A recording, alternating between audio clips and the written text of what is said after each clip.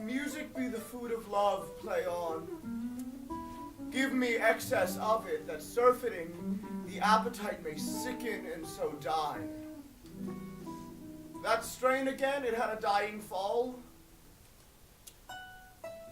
Oh. It came o'er my ear like the sweet south that breathes upon a bank of violets, stealing and giving odor.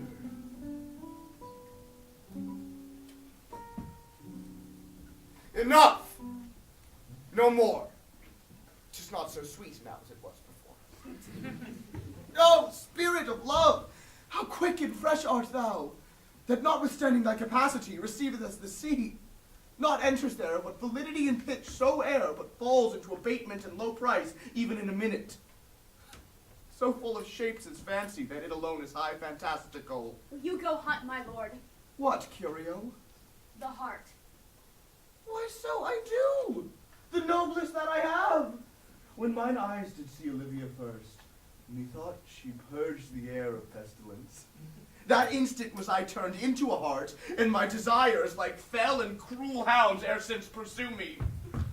How now? What news from her? So please, my lord, I might not be admitted, but from her handmaid do return this answer.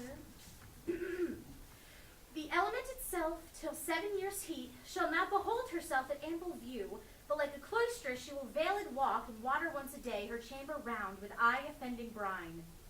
All this to season a brother's dead love, which she would keep fresh and lasting in her sad remembrance. Oh, she that hath a heart of that fine frame, to pay this debt of love but to a brother, how will she love when the rich golden shaft hath killed the flock of all affections else that live in her? When heart, brain, and liver, these sovereign thrones, are all supplied and filled for sweet perfections with one self-king.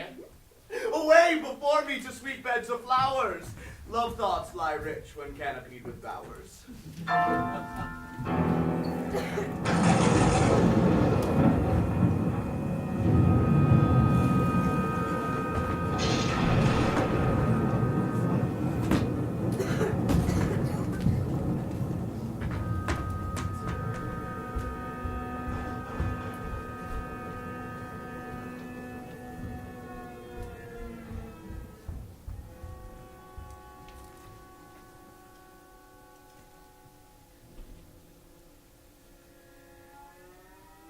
Country friends is this?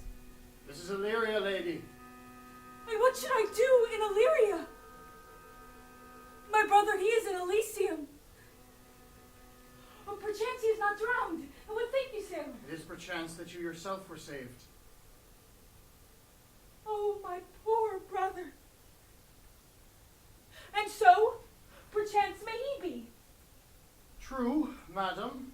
And to comfort you with chance, assure yourself, after our ship did split, when you and those poor numbers saved with you hung to our driving boat, I saw your brother, most provident in peril, bind himself, courage and hope both teaching him the practice, to a strong mast that lived on the sea, where, like Arion on the dolphin's back, I saw him hold acquaintance with the waves, so long as I could see. For saying so, there's gold. Mine own escape unfolded to my hope, which thy speech serves for authority the like of him. Knowest thou this country? Aye, madam, well, for I was bred and born not 3 hours' travel from this very place. Who governs here? A noble duke, in nature as in name. What is his name? Orsino. Orsino. I have heard my father name him. He was a bachelor then. And so is now, or was, so very late. For but a month ago I went from hence, and then 'twas fresh in murmur, as you know, what great ones do the less when prattle of, that he did seek the love of fair Olivia. What's she? A virtuous maid, the daughter of a count who died some 12 months since. Then leaving her in the protection of his son, her brother, who shortly also died, for whose dear love, they say, she hath abjured the sight and company of men. Oh, that I served that lady, and might not be delivered to the world, till I've made mine own occasion mellow what my estate is. That were hard to compass, because she will admit no kind of suit, no, not the duke's. There is a fair behavior in thee, captain, And though that nature with a beauteous wall doth oft close in pollution, yet of thee I will believe thou hast a mind that suits with this, thy fair and outward character. I pray thee, I'll pay thee bounteously. Conceal me what I am and be my aid, for such disguise as haply shall become the form of my intent. I'll serve this duke. Thou shalt present me as an eunuch to him. Well, it may be worth thy pains, for I can sing and speak to him in many sorts of music that will allow me very worth his service. What else mayhap to time I will commit. Only shape thou thy silence to my wit. Be you his eunuch, and your mute I'll be, when my tongue blabs and let mine eyes not see.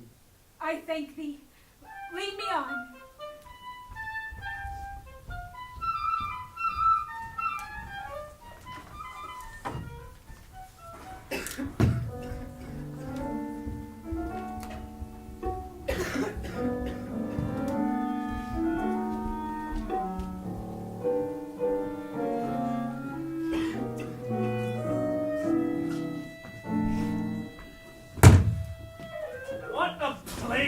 My niece to take the death of her brother thus, and sure cares an enemy to life. By my troth, Sir Toby, you must come in earlier nights. Your cousin, my lady, takes great exceptions to your ill hours. Why, let her accept before accepted. Aye, but you must confine yourself within the modest limits of order. Confine? I'll confine myself no finer than I am. These clothes are good enough to drink in, and so be these boots too, and if they be not, let them hang themselves in their own straps. That quaffing and drinking will undo you. I heard my lady talk of it yesterday, and of a foolish knight you brought in one night, here to be her wooer. Who, Sir Andrew Agate-cheek? Aye, he. He's as tall a man as any in Illyria. What's that to the purpose? Why, he has 3,000 ducats a year. Aye, but he'll have but a year in all these ducats. He's a very fool and a prodigal. Fie that you say so. He plays the viol de gamboy and speaks 3 or 4 languages word for word without book, and hath all the good gifts of nature. He hath indeed, almost natural, for besides that he's a fool, he's a great quarreller, and but that he hath the gift of a coward, will he the gust he hath in quarrelling, 'tis thought among the prudent he would quickly have the gift of a grave. By this hand they are scoundrels and subtractors that say so of him. Who are they? They that add, moreover, he's drunk nightly in your company. With drinking healths to my niece. I'll drink to her as long as there is passage in my throat and drink in Illyria. He's a coward and a coistrel that will not drink to my niece till his brains turn to the toe like a parish top. Wench, Castellano Vulgo, for here comes Sir Andrew Agate-face! Sir Toby Belch! How now, Sir Toby Belch? Sweet Sir Andrew. Oh, bless you, Andrew. And you too, sir. Accost, Sir Andrew, accost. What's that? My niece's chambermaid. Good Mistress Accost. I desire better acquaintance. My name is Mary, sir. Good Mistress Mary Accost. You mistake me. Accost is front her, board her, woo her, assail her. By my troth, I would not undertake her in this company. Oh, Sir Toby, you must come in earlier nights. Your cousin, my lady, takes great exceptions to your ill hours. Why, let her accept before accepted. Aye, but you must confine yourself within the modest limits of order. Confine? I'll confine myself no finer than I am. These clothes are good enough to drink in, and so be these boots too, and if they be not, let them hang themselves in their own straps. That quaffing and drinking will undo you. I heard my lady talk of it yesterday, and of a foolish knight you brought in one night, here to be her wooer. Who, Sir Andrew Agate-cheek? Aye, he. He's as tall a man as any in Illyria. What's that to the purpose? Why, he has 3,000 ducats a year. Aye, but he'll have but a year in all these ducats. He's a very fool and a prodigal. Fie that you say so. He plays the viol de gamboy and speaks 3 or 4 languages word for word without book, and hath all the good gifts of nature. He hath indeed, almost natural, for besides that he's a fool, he's a great quarreller, And but that he hath the gift of a coward, willing the gust he hath in quarreling, 'tis thought among the prudent he would quickly have the gift of a grave. By this hand they are scoundrels and subtractors that say so of him. Who are they? They that add, moreover, he's drunk nightly in your company. With drinking healths to my niece. I'll drink to her as long as there is passage in my throat and drink in Illyria. He's a coward and a coistrel that will not drink to my knees till his brains turn to the toe like a parish top. Wench, Castellano Vulgo, for here comes Sir Andrew Aggiface! Sir Toby Belt! How now, Sir Toby Belt? Sweet Sir Andrew.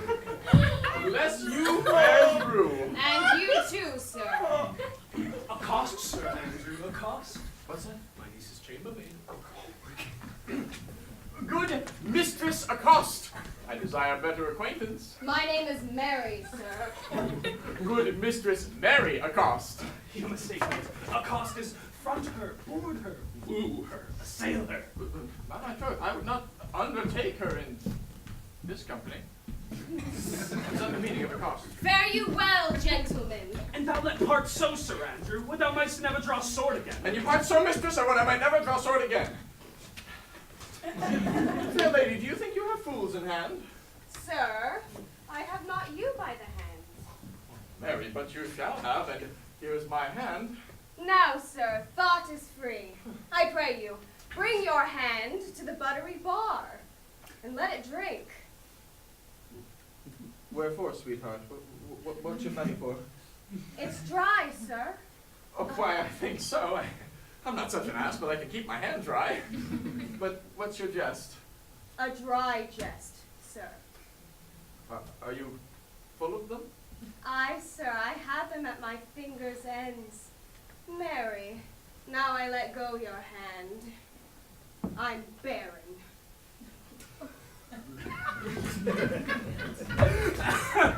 Oh, knight, thou hast a cup of canary. When did I see thee so put down? Never in your life, I think. Unless you see canary put me down. Methinks sometimes I have no more wit than a Christian or an ordinary man has. But I am a great eater of beef, and I believe that does harm to my wit. No question. And I thought that I'd forswear it. I'll ride home tomorrow, Sir Toby. Pourquoi, my dear knight? What is pourquoi? Is it do or not do? Oh, had I but bestowed the time and the tongues that I had in fencing and dancing and bear baiting, oh, had I but followed the arts. Oh, then hadst thou had an excellent head of hair. Why would that have mended my hair? Past question, for thou seest it will not curl by nature. Yeah, but it becomes me well enough, does not? Excellent! It hangs like flax on a distaff, and I hope to see a hussif take thee between her legs and spin it off. Faith, I'll home tomorrow, Sir Toby. Your niece will not be seen. Or if she be, it's 4 to 1 she'll none of me. The Count himself here hard by woos her. She'll none of the Count. She'll not match above her degree, neither in estate, years, nor wit. I've heard her swear it. Tuck this life in't, man. I'll stay a month longer. I am a fellow with the strangest mind in the world. I delight in masks and revels, sometimes all together. Art thou good at these kickshaws, knight? As good as any man in Illyria, whatsoe'er he be. Yet under the degree of my betters, yet I will not compare with an old man. What is thy excellence in a galliard, knight? Faith, I can cut a caper. And I can cut the mutton to it. And I think I have the back trick simply as strong as any man in Illyria. Wherefore are these things hid? Don't Wherefore have these gifts a curtain before them? Are they like to dust like Mistress Mall's picture? Oh, why dost thou not go to church in a galliard and come home in a coranto? My very walk should be a jig. I would not so much as make water, but in a syncope. Oh. What dost thou mean? Is it a world to hide virtues in? For I did think by the excellent constitution of thy leg it were formed under the star of a galliard. Aye, 'tis strong, and does indifferent well in a dun-colored stock. Shall we set about some revels? What shall we do else? Were we not born under Taurus? Taurus, that's sides and heart. Oh no, sir, it's legs and thighs. Oh. Come, let me see thee caper. Oh, hi! Excellent!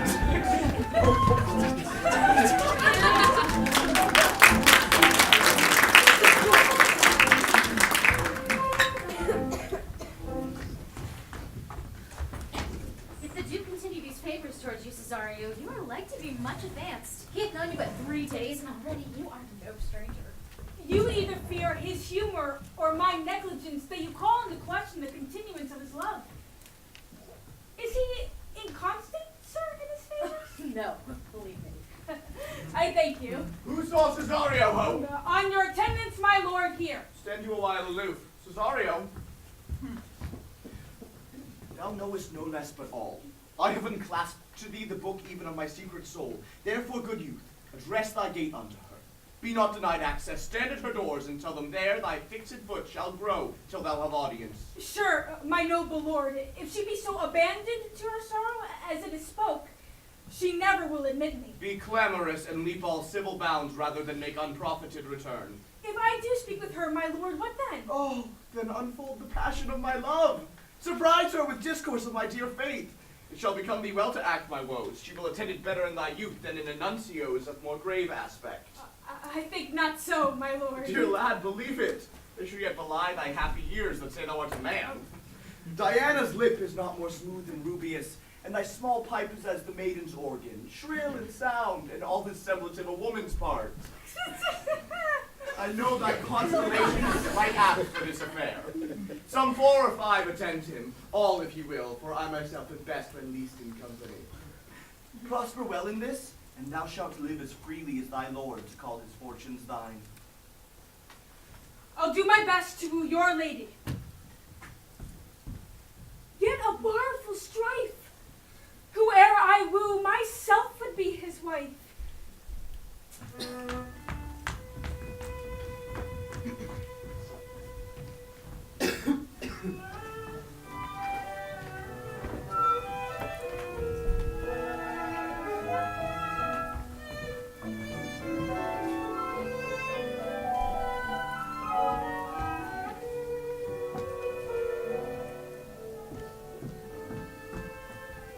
Nay, either tell me where thou hast been, or I will not open my lips so wide as a bristle man turn way of thy excuse. My lady will hang thee for thy absence. Let her hang me. He that is well hanged in this world needs to fear no colors. Make that good. He shall see none to fear. A good Lenten answer. I can tell thee where that saying was born of I fear no colors. Where, good Mistress Mary? In the wars. And that may you be bold to say in your foolery. Well, God give them wisdom that have it, and those that are fools let them use their talents. Yet you will be hanged for being so long absent, or to be turned away. Is not that as good as a hanging to you? And many a good hanging prevents a bad marriage. And, for turning away, let summer bear it out. You are resolute then? Not so, neither. But I am resolved on 2 points. That if one break, the other will hold, or Or- if both break, your gaskins fall. Apt in good faith, very apt. Well, go thy way. If Sir Toby would leave drinking, thou wert as witty a piece of use, flesh as any in Illyria. Peace, you rogue, no more of that. Here comes my lady. Make your excuse wisely, you were best. Wit, and be thy will, put me into good fooling. Those wits that think they have thee do very oft prove fools, and I that am sure I lack thee may pass for a wise man. For what says Quinopolis, better a witty fool than a foolish wit? God bless thee, lady! Take the fool away. Do you not hear, fellows? Take away the lady. Go to, you're a dry fool, I'll no more of you. Besides, you grow dishonest. 2 faults, Madonna, that drink and good counsel will amend. Forgive the dry fool drink, then is the fool not dry. Bid the dishonest man mend himself. If he mend, he is no longer dishonest. If he cannot, let the botcher mend him. Anything that's mended is but patched. Virtue that transgresses is but patched with sin, and sin that amends is but patched with virtue. If that the simple syllogism will serve, so. If it will not, what remedy? As there is no true cuckold but calamity, so beauty's a flower. The lady may take away the fool, therefore I say again, take her away. Sir, I bade them take away you. Misprison in the highest degree. Lady, cuculus non facit monachum. That's as much to say as I wear not motley in my brain. Good Madonna, give me leave to prove you a fool. Can you do it? Dexterously, good Madonna. Make your proof. I must catechize you for it. Good my mouse of virtue, answer me. Sir, for want of other idleness, I'll bide your proof. Good Madonna, why mourn'st thou? Good fool, for my brother's death. I think his soul is in hell, Madonna. I know his soul in heaven, fool. The more fool, Madonna, to mourn for your brother's soul being in heaven. Take away the fool. What think you of this fool, Malvolio? Doth he not mend? Yes, and shall do till the pangs of death shake him. Infirmity that decays the wise doth ever make the better fool. God send you, sir, a speedy infirmity for the better increasing your folly. Sir Toby will be sworn that I am no fox, but he will not pass his word for twopence that you are no fool. How say you to that, Malvolio? I marvel your ladyship takes delight in such a barren rascal. I saw him put down the other day with an ordinary fool that has no more brain than a stone. Look you now, he's out of his guard already. Unless you laugh and minister occasion to him, he is gagged. I protest, I take these wise men that crow so at these set kind of fools no better than the fool's zanies. Oh, you are sick of self-love, Malvolio, and taste with distempered appetite. To be generous and guiltless and a free disposition is to take those things for bird bolts that you deem cannon bullets. There is no slander in a loud fool, though he do nothing but rail, nor no railing in a known discreet man, though he do nothing but reprove. Now Mercury endue thee with leasing, for thou speakst well of fools. Madam, there is at the gate a young gentleman, much desires to speak with you. From the Count Orsino, is it? I know not, madam. 'Tis a fair young man and well attended. Who of my people hold him in delay? Sir Toby, madam, your Fetch kinsman. him off, I pray you. He speaks nothing but madman. Fie on him. Go you, Malvolio. If it be a suit from the Count, I am sick or not at home. What you will to dismiss it. Now you see, sir, how your fooling grows old and people dislike it. Thou hast spoke for us, Madonna, as if thy eldest son should be a fool. Whose skull Jove cram with brains. For here he comes, one of thy kin as a most weak Piedmonter. By mine honor, half drunk. What is he at the gate, cousin? A gentleman. A gentleman. What gentleman? A gentleman here.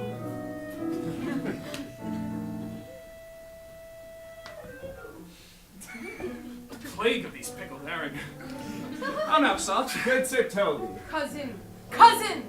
How have you come so early by this lethargy? Lechery? I defy lechery. There's one at the gate. Ay, Mary, what is he? Let him be the devil, and he will. I care not.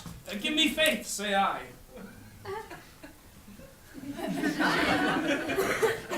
It's all one. What's a drunken man like, fool? Like a drowned man, a fool, and a madman. One draught above heat makes him a fool, the second mads him, and the third drowns him. Go thou and seek the crowner, and let him sit o'er my cuz, for he is in the third degree of drink. He is drowned. He is but mad yet, Madonna, and the fool shall look to the madman. Madam, yon young fellow swears he will speak with you. I told him you were sick. He takes on him to understand so much, and therefore comes to speak with you. I told him you were asleep. He seems to have a foreknowledge of that too, and therefore comes to speak with you. What is to be said to him, lady? He's fortified against any denial. Tell him he shall not speak with me. Has been told so, and he says he'll stand at your door like a sheriff's post and be the supporter to a bench. But he'll speak with you. What kind of man is he? Why, of mankind. What manner of man? A very ill manner. He'll speak with you, will you or no. Of what personage in years is he? Not yet old enough for a man, nor young enough for a boy. As a squash is before 'tis a peas cod, or a codling when 'tis almost an apple.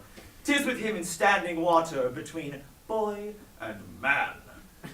He is very well favored, and he speaks very shrewishly. One would think his mother's milk was scarce out of him. Let him approach. Call in my gentlewoman. Gentlewoman, my lady... Give me my veil. Come, throw it o'er my face. We'll once more hear Orsino's embassy.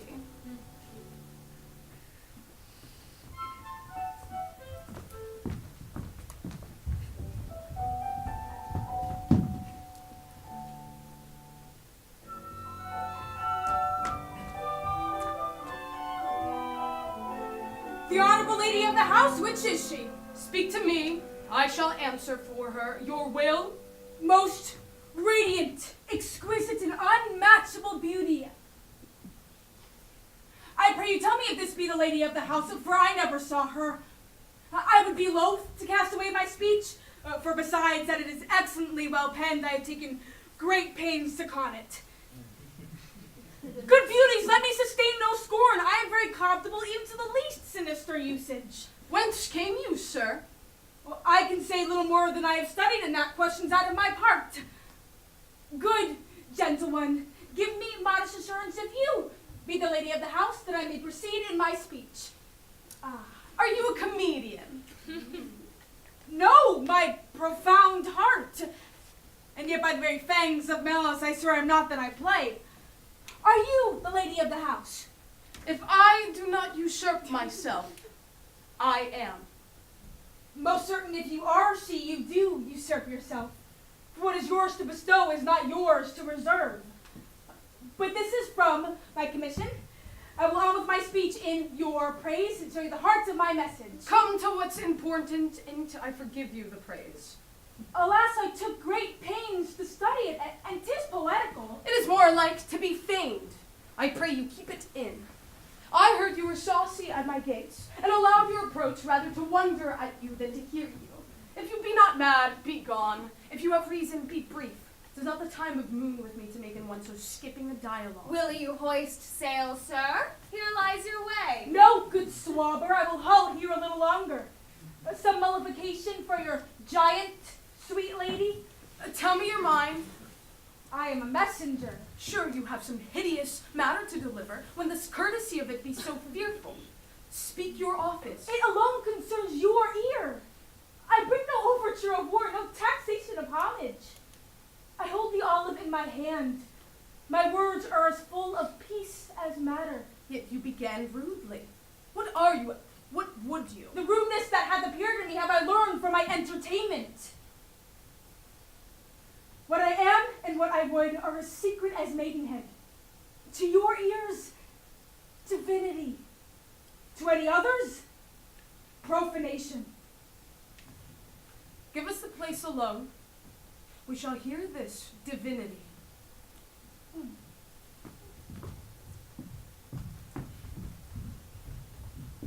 Now, sir, what is your text? Most sweet lady. A comfortable doctrine, and much may be said of it. Where lies your text? In Orsino's bosom. In his bosom? In what chapter of his bosom? To answer by the method in the first of his heart. Oh, I have read it. It is heresy. Have you no more to say? Good madam, let me see your face. Have you any commission from your lord to negotiate with my face? You are now out of your text. But we will draw the curtain and show you the picture. Look you, sir, such I won I was this present. Is't not well done? Excellently done. If God did all, 'Tis ingrained. 'Tis ingrained, sir, to endure wind and weather. 'tis beauty truly blent, whose red and white nature's own sweet and cunning hand laid on. Lady, you are the cruelest she alive, if you will lead these graces to the grave and leave the world no copy. Oh, sir, I will not be so hard-hearted. I will give out diverse schedules of my beauty. It shall be inventoried, and every particle and utensil labeled to my will. As item, 2 lips and different red. Item, 2 gray eyes with lids to them. Item, 1 neck, 1 chin, and so forth. Were you sent hither to praise me? I see what you are. You are too proud. But though you were the devil, you are fair.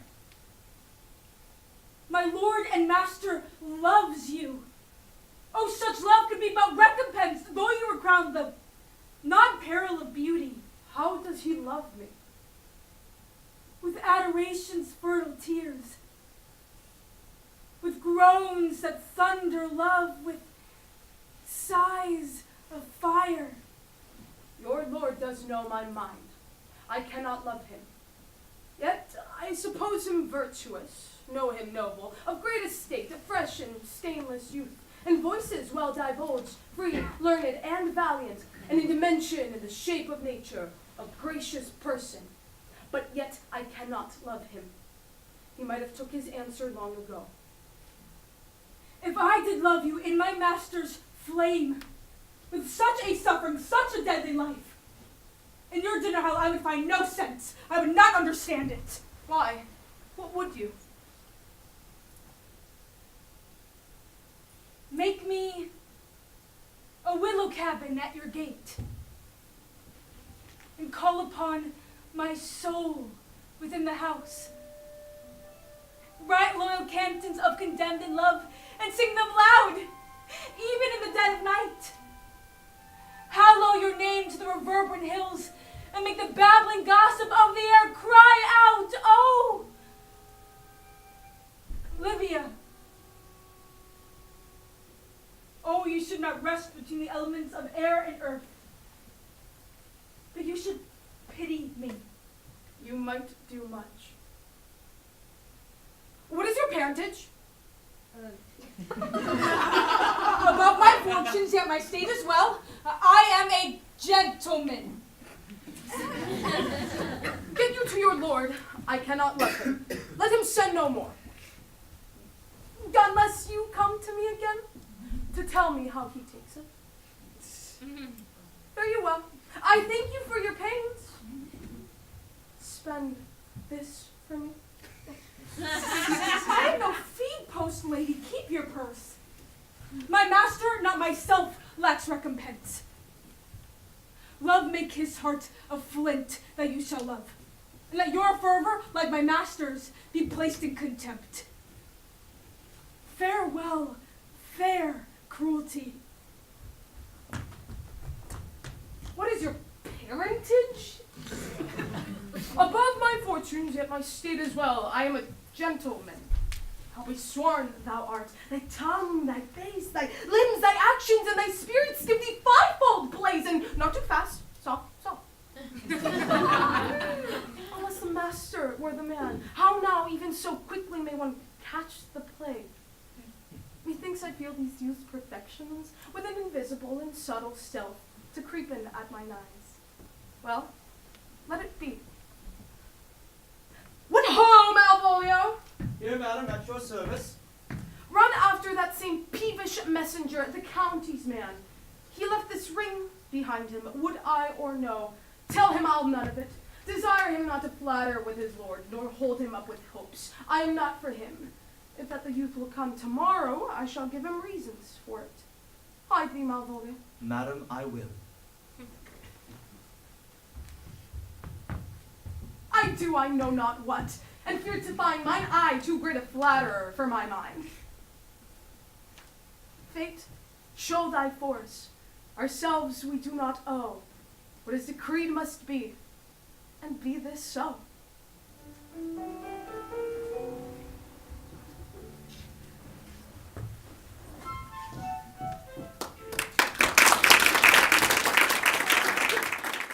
My stars shine darkly over me. The malignancy of my fate might perhaps distemper yours. Therefore, I shall crave of you your leave that I may bear my evils alone. 'Twere bad recompense for your love to lay any of them on you. Let me yet know of whither you are bound. No, sooth, sir. My determinate voyage is mere extravagancy. But I perceive in you so excellent a touch of modesty that you will not extort from me what I am willing to keep in. Therefore, it charges me in manners the rather to express myself. You must know of me then, Antonio. My name is Sebastian, which I called Rodrigo. My father was that Sebastian of Messalin, whom I know you have heard of. He left behind him myself and a sister, both born in an hour. If the heavens had been pleased, would we had so ended. But you, sir, altered that. For some hour before you took me from the breach of the sea was my sister drowned. Alas, the dead. A lady, sir. Those who said she much resembled me was yet of many accounted beautiful. But though I could not with such estimable wonder overfar believe that, yet thus far I will boldly publish her. She bore a mind that envy could not but call fair. She is drowned already, sir, with salt water, though I seem to drown her remembrance again with more. Oh, pardon me, sir, your bad entertainment. Oh, good Antonio, forgive me your trouble. If you will not murder me for my love, let me be your servant.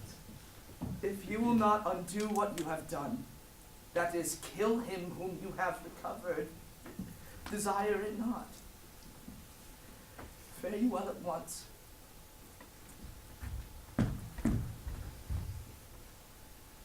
My bosom is full of kindness, and I am yet so near the manners of my mother that upon the least occasion more mine eyes will tell tales of me.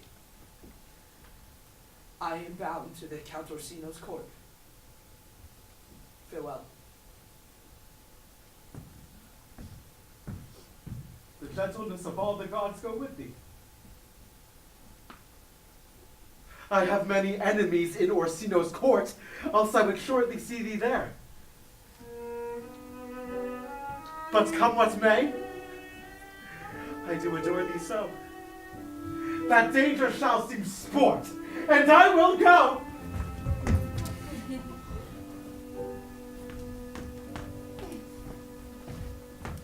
Were not you even now with the Countess Olivia?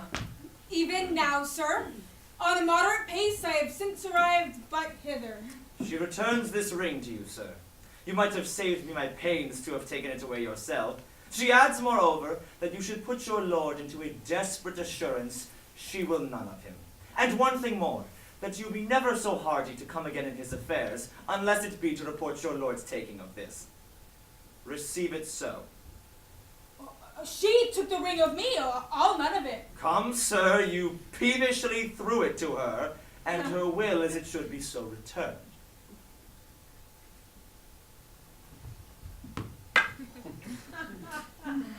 If it be worth stooping for, there it lies in your eye. If not, be it his that finds it.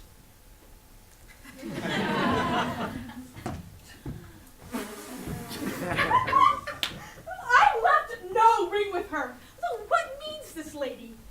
Fortune forbid my outside have not charmed her. She made good view of me. Indeed, so much that methought her eyes had lost her tongue, for she did speak and starts distractedly. She loves me, sure. She invites me in this churlish messenger. Oh, none of my lord's ring. Why, he sent her none. I am the man. If it be so as 'tis. Poor lady, she were better love a dream.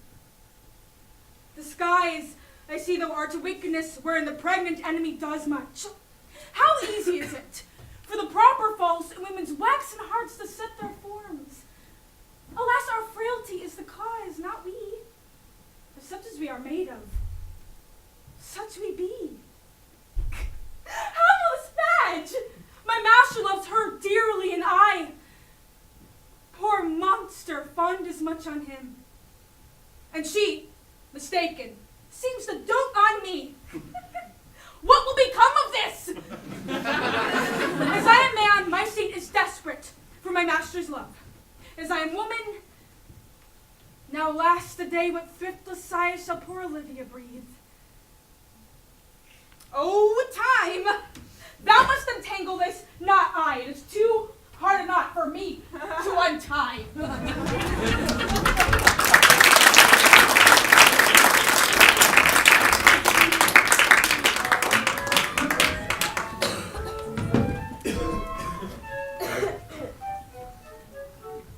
Approach, Sir Andrew.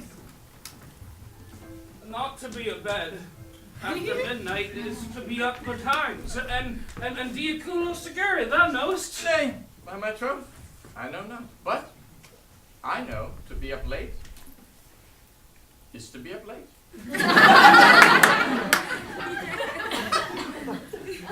false conclusion. I hate it as an unfilled camp. To be up after midnight and to go to bed then is early. So that to go to bed after midnight is to go to bed betimes. Do our lives not consist of the four elements? Faith, so they say, but I rather think they consist of eating and drinking. Thou art a scholar. Let us therefore eat and drink. Marion, I say, a stoup of wine. Here comes the fool, Faith. How now, my hearts? Did you never see the picture of we three? Welcome, ass. Oh.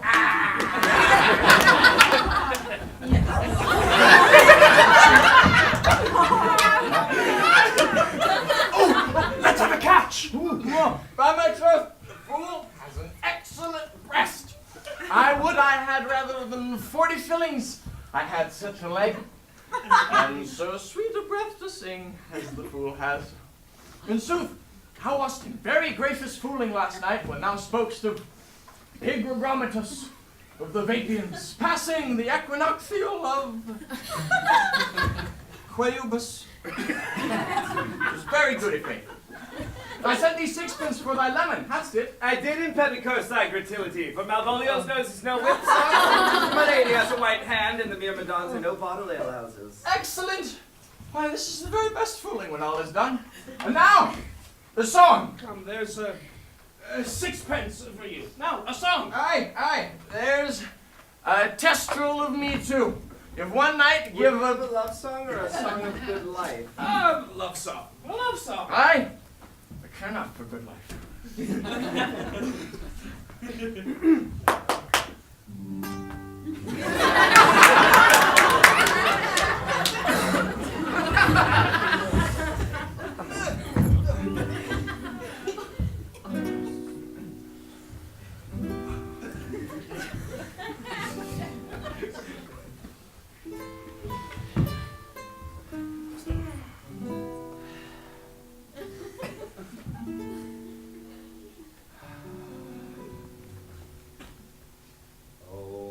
Mistress mine, where are you roaming? Oh, mistress mine, where are you going? Oh, stay and hear your true love's coming. Oh, stay and hear your true love's coming, that can sing both high and low. Drift no further, pretty sweeting, journeys end in lovers meeting, every wise man's son doth know. Very excellent, faith. Good.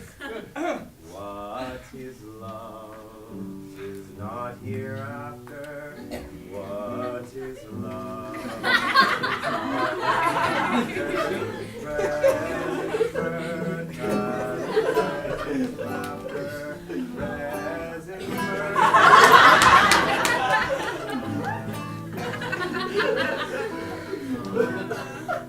is still.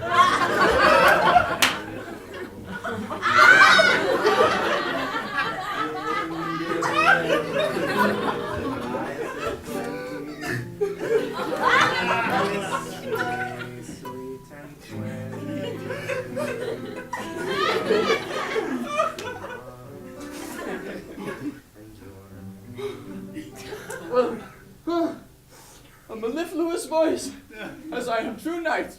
A contagious breath. Oh, very sweet and contagious, if faith. To hear by the nose it is dulcet and contagious. But shall we make the welkin dance indeed? Shall we rouse the night owl in a catch that will draw 3 souls from the one weaver? Shall we do that? And you love me? Let's do it. I'm a dog at a catch. By our lady, sir, and some dogs will catch well. Most certain. And therefore, let our catch be thou knave. Hold thy peace, thou knave knight. I shall be constrained to call thee knave, knight. It's not the first time I've constrained one to call me knave. Come, fool, begin! It begins, hold thy peace. I shall never begin if I hold my peace. Goody faith, come, begin!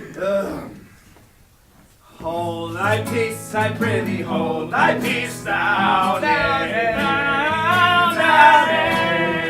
Hold thy peace, I prithee, hold thy peace, thou knave. Hold thy peace, I prithee, hold thy peace, thou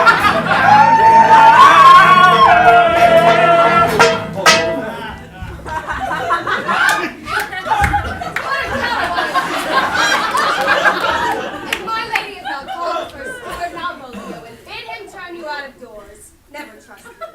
My ladies are paying. We are politicians.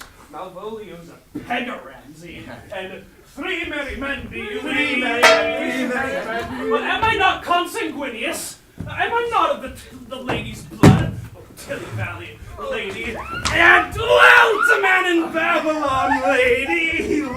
Assure me, the knight's an admirable fooling. Aye, he does very well if he be disposed. So do I, too. He does it with more grace, but I do it more natural. On the 12th day of December, my true love gave to me.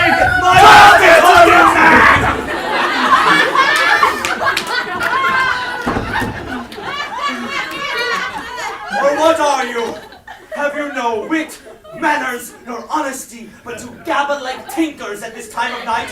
Do you make an alehouse of my lady's house, that you squeak out your cosier's catches without any mitigation or remorse of voice? Is there no respect of place, persons, nor time in you? Oh, we did keep time, sir, in our catches. Snack up. Sir Toby, I must be round with you.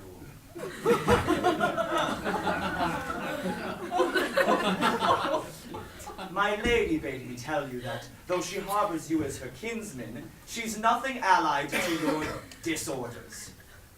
If you can separate yourself and your misdemeanors, you are welcome to the house. If not, and it would please you to take leave of her, she is very willing to bid you farewell.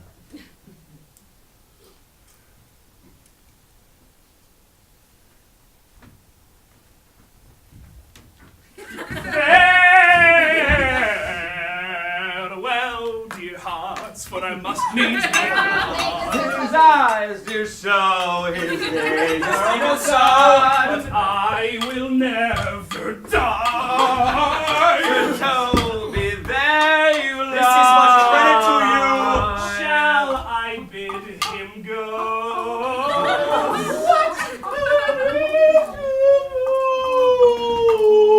Shall I bid him go and spare not?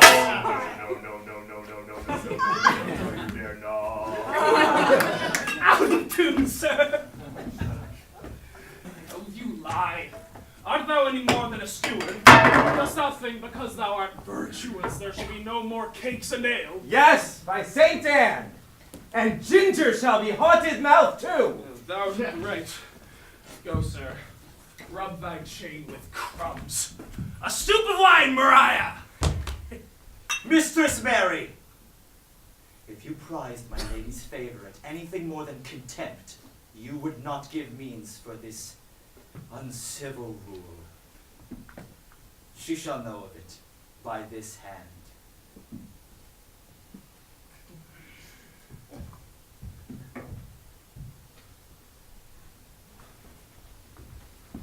Go shake your ears! For as good a deed to drinks when a man's a-hungry. To challenge him to field, and then to break promise with him and make a fool of him. Do it, knight! I'll write thee a challenge! Or, better yet, I'll deliver your indignation to him by word of mouth! Sweet Sir Toby, be patient for tonight. Since the youth of the Count's was today with my lady, she is much out of quiet. As for Monsieur Malvolio, let me alone with him. If I do not gull him into a nayword and make him a common recreation, do not think I have wit enough to lie straight in my bed. I know I can do it. Possess us, tell us something of him. Marry, sir, sometimes he is a kind of Puritan. Oh! And I thought that I'd beat him like a dog. What? Being a Puritan, by exquisite reason, knight. I have no exquisite reason for it, but I have reason good enough. The devil a Puritan that he is, or anything constantly but a time pleaser. An affectioned ass that cons state without book, and utters it by great swaths. The best persuaded of himself, so crammed as he thinks with excellencies, that it is his grounds of faith that all that look on him love him. And on that vice in him will my revenge find notable cause to work. What wilt thou do? I will drop in his way some obscure epistles of love, wherein by the color of his beard, the shape of his leg, the manner of his gait, the expression of his eye, forehead, and complexion, he shall find himself most feelingly personated. I can write very like my lady, your niece, on a forgotten matter. We can hardly make distinction of our hands. Excellent, I smell a device. I have it in my nose too. He shall by the letters that thou wilt drop, that they come from my niece, and that she's in love with him. My purpose is indeed a horse of that color. Your horse now would make him an ass. Ass, I doubt not. Oh, 'twill be admirable. Sports royal, I warrant you. I know my physic will work with him. I will plant you two, and let the fool make a third, where he shall find the letter. Observe his construction of it. For this night to bed, and dream on the event. Farewell. Good night, Penthesilea.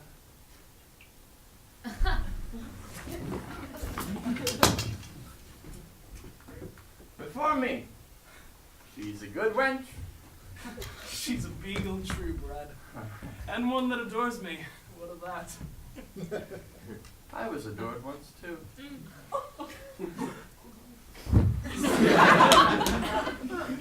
That's a bad night.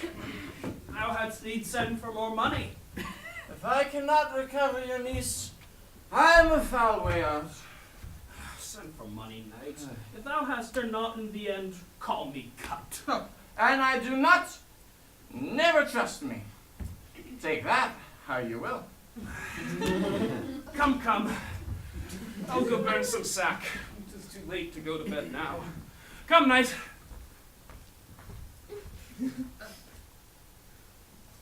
Come, knight!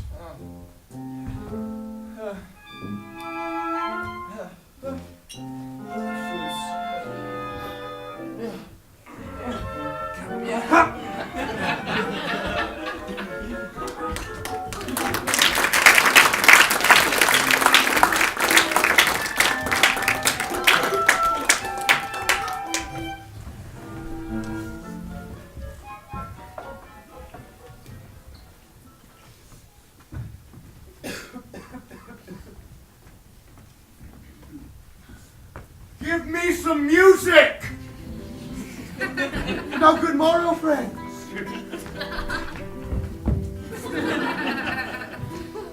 Now, good Cesario, but that piece of song, that old and antique song we heard last night, methought it did relieve my passion much, more than light airs and recollected terms of these most brisk and giddy-pasted times.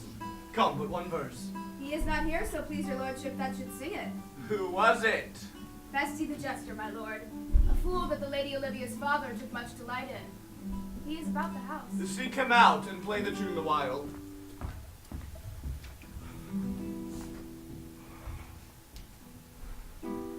Come hither, boy. If ever thou shalt love, in the sweet pangs of it, remember me. For such as I am, all true lovers are, unstaid and skittish, in all motions else, save in the constant image of the creature that is beloved. How dost thou like this tune? It gives a very echo to the seat where love is throned. Thou dost speak masterly. My life upon't, young though thou art, thine eye hath stayed on some favor that it loves, hath it not? A little. What kind of woman is? Of your complexion? She is not worth thee then. What years, if faith? About your years, my lord. Too old, by heaven. Let still the woman take an elder than herself. So wears she to him, so sways she level in her husband's heart. For boy, however we do praise ourselves, our fancies are more giddy and unfirm, more longing, wavering, sooner lost and worn than women's are. I think it well, my lord. Then let thy love be younger than thyself, else thy affection cannot hold the bent. For women are as roses, whose fair flower, being once displayed, doth fall that very hour. And so they are.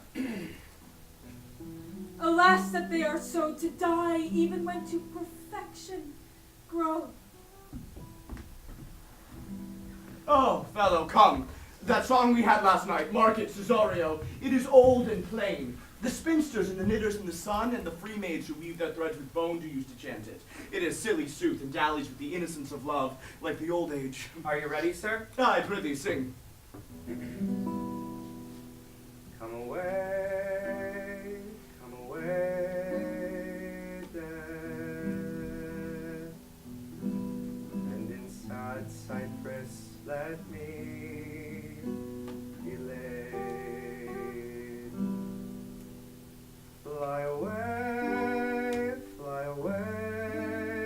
breath. I am slain by a fair cruel maid, my shroud of white stuck all with you. Oh, prepare it, my part of death. No one so true did share it. Not a flower, not a flower sweet on my black coffin let there be strewn.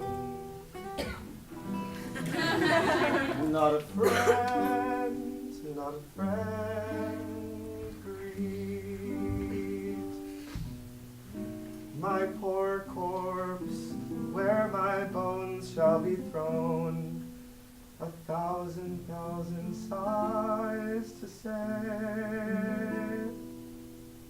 lay me away. Sad true lover, never find my grave to weep there.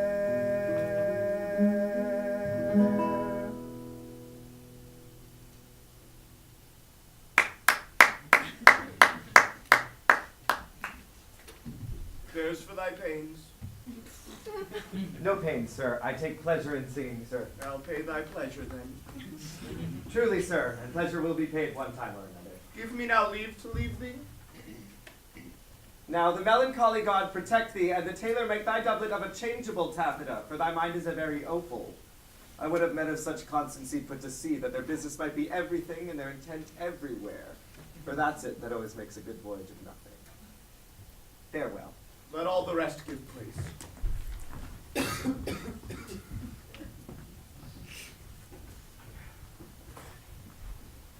Once more, Cesario, get thee to yon same sovereign cruelty.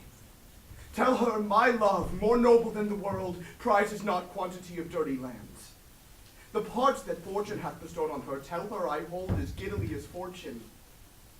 Yet 'tis that miracle and queen of gems that nature pranks her and attracts my soul. But if she cannot love you, sir. I cannot be so answered. Sooth, but you must. Say that some lady, as perhaps there is, hath for your love a great a pang of heart as you have for Olivia. You cannot love her.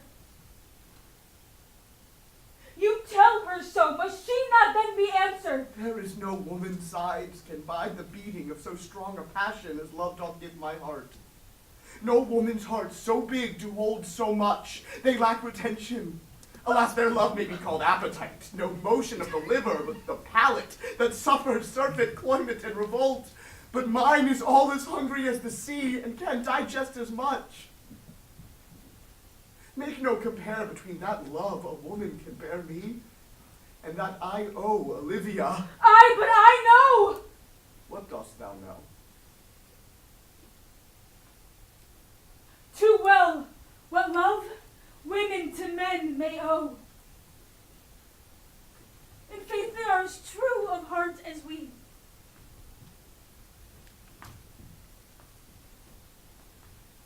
My father had a daughter loved a man. As it might be, perhaps, were I a woman, I should your lordship. And what's her history? A blank, my lord. She never told her love,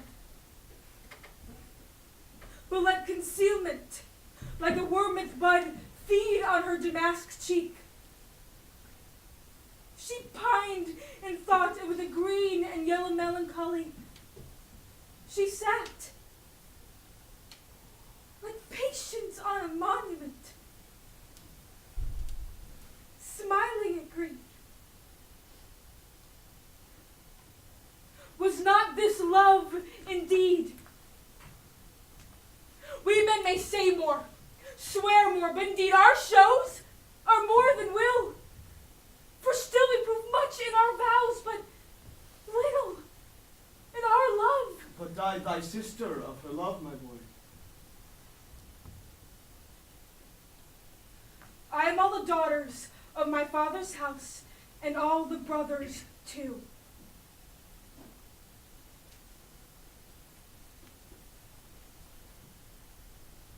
And yet I know not. Sir, shall I to this lady? Aye, that's the theme. To her in haste. Give her this jewel. Say, my love can give no place. Bide no delay.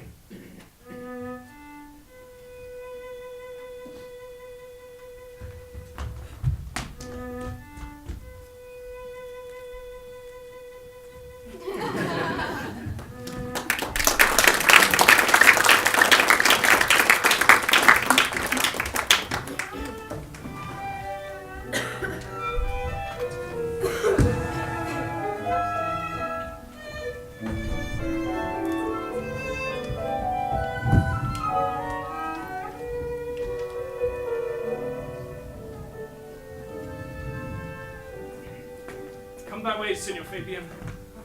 Nay, I'll come. If I lose a scruple of this sport, let me be boiled to death with melancholy.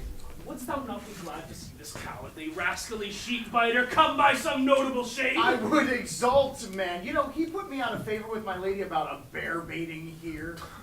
To anger him, we'll have the bear again. We shall fool him black and blue, will we not, Sir Andrew? And we do not, it is pity of our lives. Oh, here comes the little villain. How now, my medal of India? Get you all three into the box tree. Malvolio's coming down this walk. He's been yonder in the sun, practicing behavior to his own shadow this half hour. Observe him for the love of mockery, for I know this letter will make a contemplative idiot of him. Close! In the name of jesting! Lie thou there. And here comes the trout that must be caught tickling. 'Tis but fortune. All is fortune. Maria once told me she did affect me, and I have heard herself come thus near, that she should fancy it should be one of my complexion. Besides, she uses me with a more exalted respect than anyone else that follows her. What should I think on? Here's an overweening rogue. Oh, peace. Contemplation makes a rare turkey cock of him. How he jests under his advanced plumes. Slight, I could so beat the rogue. To be Count Malvolio. Ah, rogue! Pistol him! Pistol him! There's an example for it. The lady of the strait she married to the yeoman of the wardrobe. Hang on. Our imagination blows him. Having been 3 months married to her, sitting in my state, Oh, for a stone bow to hit him in the eye.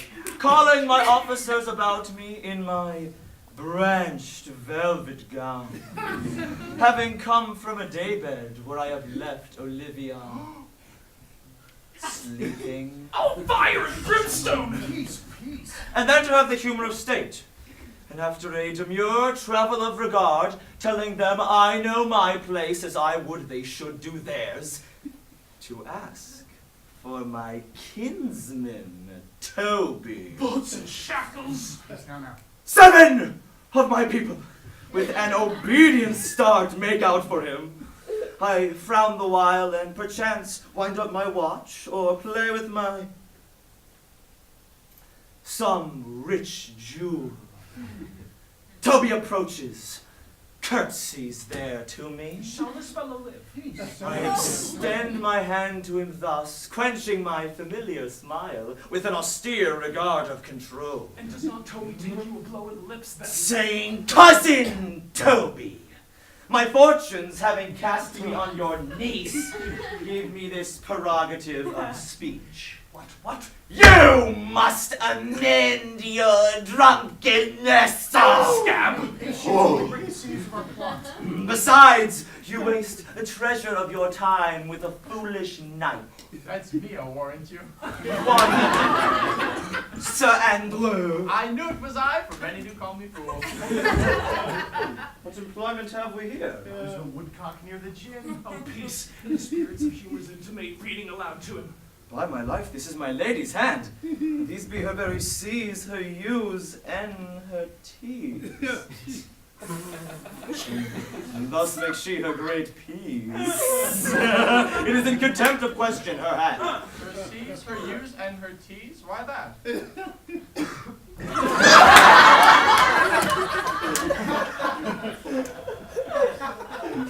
To the unknown beloved, this and my good wishes. Her very phrases, by your leave, wax, soft, and the impressure her Lucrece with which she uses to seal. 'Tis my lady. Oh, to whom should this be? This wins him liver and all.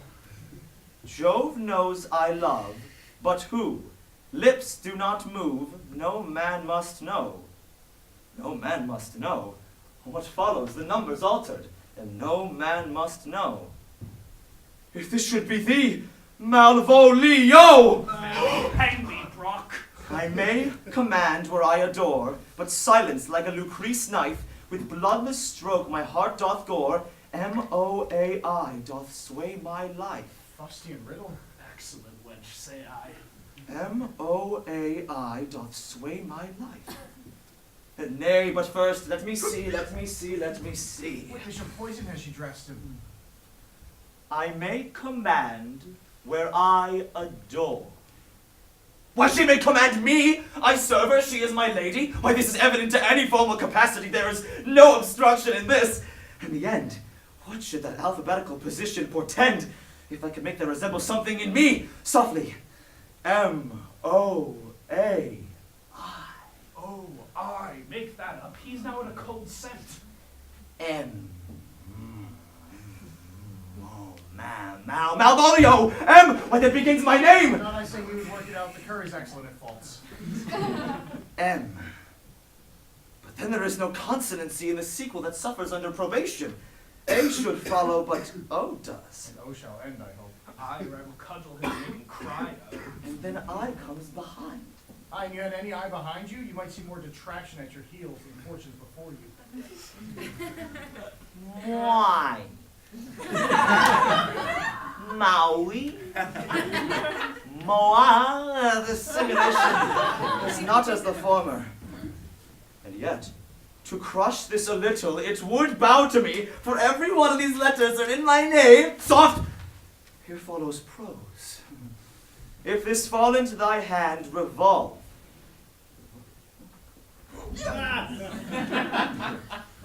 In my stars I am above thee, but be not afraid of greatness. Some are born great, some achieve greatness, and some have greatness thrust upon them. Thy fates open their hands, let thy blood and spirit embrace them, and, to inure thyself to what thou art like to be, cast thy humble slough and appear fresh.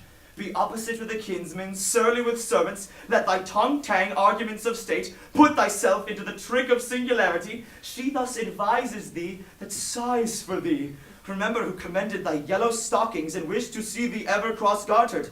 I say remember. Go to, thou art made, if thou desirest to be so. If not, let me see thee steward still, the fellow of servants, and not worthy to touch fortune's fingers. Farewell, she that would alter services with thee, the fortunate unhappy.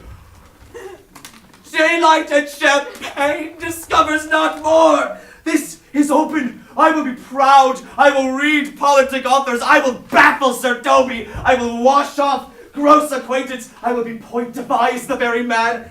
I do not now fool myself to let imagination jade me, for every reason excites to this, that my lady loves me. She did commend my yellow stockings of late. She did praise my leg being cross-gartered. And in this she manifests herself to my love, and with a kind of injunction drives me to these habits of her liking. I thank my stars. I am happy. I will be strange, stout, in yellow stockings and cross-gartered, even with the swiftness of putting on. Jove and my stars be praised!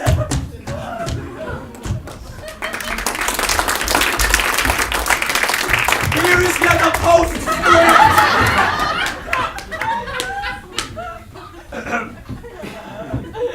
Thou canst not choose but know who I am. Duh.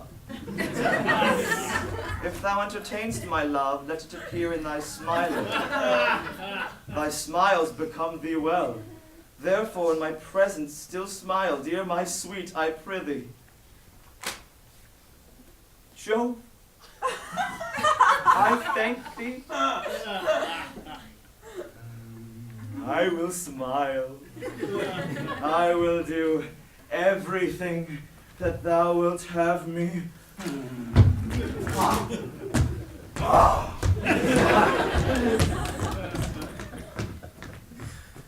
I will not give my part of this sport for a pension of thousands to be paid from the Sophie. I could marry this wench. So could I, too. And ask no other dowry with her but such another device. Nor I neither. Here comes my noble gull catcher. Wilt thou set thy foot on my neck? Or mine either. Shall I flame my freedom at trade trip and become thy bond slave? Thy faith, or I either? Thou hast put him in such a dream that when the image of it leaves him, he will surely run mad. Nay, but say true, does it work upon him? Like aquavitae with a midwife. If you will then see the fruits of the sport, mark his first approach before my lady. He will come to her in yellow.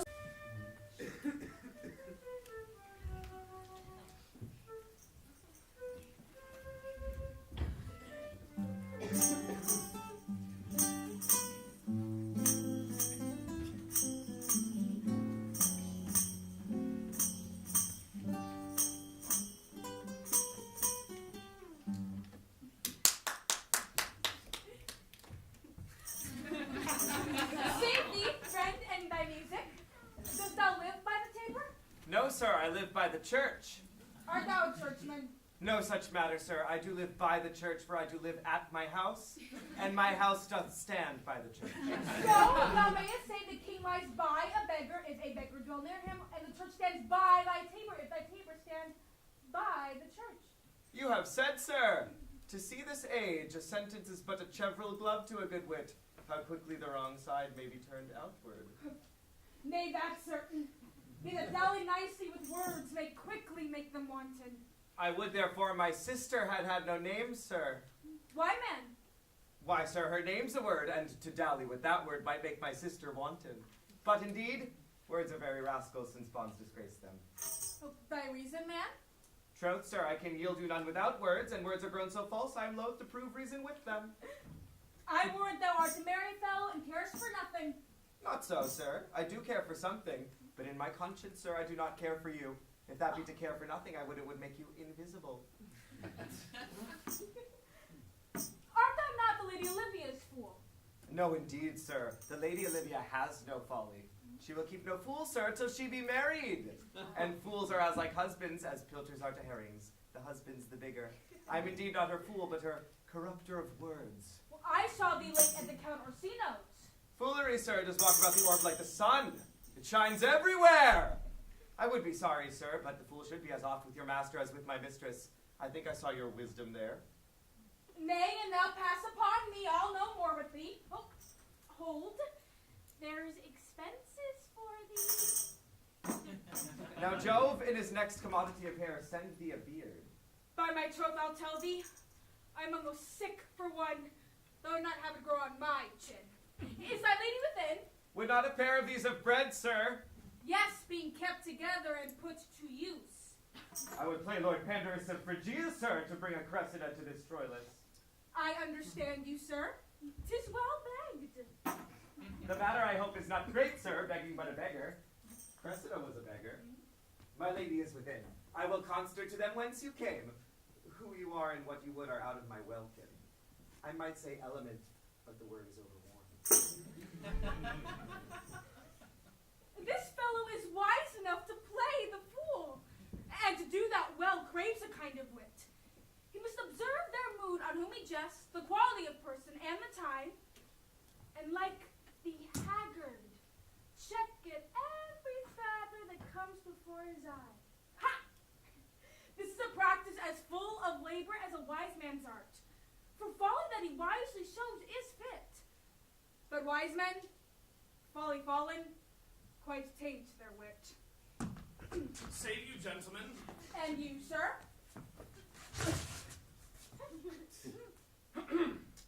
Do you vous gardez, monsieur? I hope, sir, you are, and I am yours. Will you encounter the house? My niece is desirous you should enter, if your trade be to her. Well, I am bound to your niece, sir. I mean, she's the list of my voyage. Well, taste your legs, put them to motion. Oh, my legs do better understand me, sir, than I understand what you mean by bidding me taste my legs. I mean to walk, sir. To enter? Well, I will answer you with gate and entrance, but we are prevented. Most excellently accomplished lady, the heavens rain odors on you. You've a rare courtier. Rain odors. Well. My matter have no voice, lady, but your almost pregnant and vouchsafed ear. Odors, pregnant, and vouchsafed? I'll get them all three already.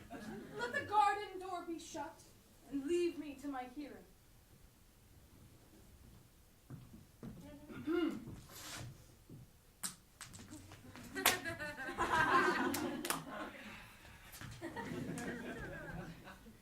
Give me your hand, sir.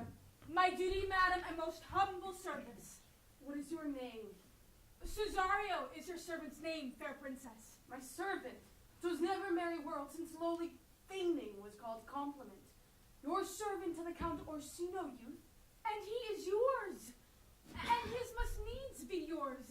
Your servant's servant is your servant, madam. For him, I think not on him. For his thoughts, would they were blanks rather than filled with me. Madam, I come to write your gentle thoughts on his behalf. Oh, by your leave, I pray you. I bade you never speak again of him. But would you undertake another suit? I had rather hear you to solicit that than music from the spheres. Dear lady, Give me leave, beseech you. I did send, after the last enchantment you did hear, a ring in chase of you. So did I abuse myself, my servant, and I fear me, you. Under your hard construction must I sit to force that on you in shameful cunning which you knew none of yours. What might you think? Have you not set mine honor at the stake and baited it with all the unmuzzled thoughts that tyrannous heart can think? To one of your receiving, enough is shown. A cypress, not a bosom, hides my heart, so let me hear you speak. I pity you. That's a degree to love. No, not a grise, which is a vulgar proof that very oft we pity enemies. Why then methinks 'tis time to smile again. Oh world, how apt the poor are to be proud. If one should be a prey, how much the better to fall before the lion or the wolf. The clock upbraids me with the waste of time. Be not afraid, good youth. I'll not have you. And yet, when when wit and youth are come to harvest, your wife is like to reap a proper man. There lies your way due west. Then westward ho. Grace and good disposition attend your ladyship.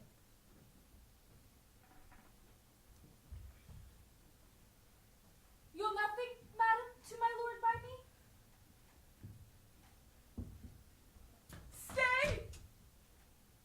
I prithee tell me what thou thinkst of me. That you do think you are not what you are. If I think so, I think the same of you. Then think you right, I am not what I am. I would you were as I would have you be. Would it be better, madam, than I am? I wish it might, for now I am your fool. Oh, what a deal of scorn looks beautiful in the contempt and anger of his lip. A murderous guilt shows not itself more soon than love that would seem hid. Love's night is noon.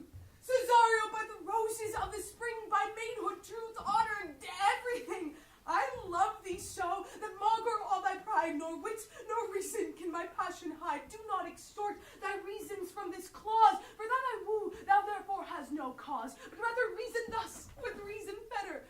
Love shot is good, but given unshot is better. By innocence I swear, and by my youth, I've one heart, one bosom, and one tooth, and that no woman has. Nor never none shall mistress be of it, save I alone. And so adieu, good madam.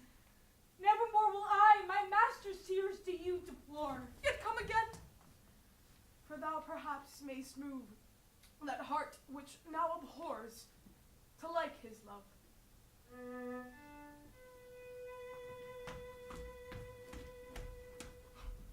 No, Faith! I'll not stay a jot longer! Thy reason, dear Vernon, give thy reason. You must needs yield your reason, Sir Andrew. Mary, I saw your niece do more with the Count's serving man than ever she bestowed upon me. I saw it in the orchard. Did she see thee the while, old boy? Tell me that. As plain as I see you now. This was a great argument of love in her towards you. Slight! Will you make an ass of me? I will prove it legitimate, sir, upon the oaths of judgment and reason. And they have been grand jurymen since before Noah was a sailor. She did show favor to the youth in your sight, only to exasperate you, to awake your dormouse valor, to put fire in your heart and brimstone in your liver. You should then have accosted her.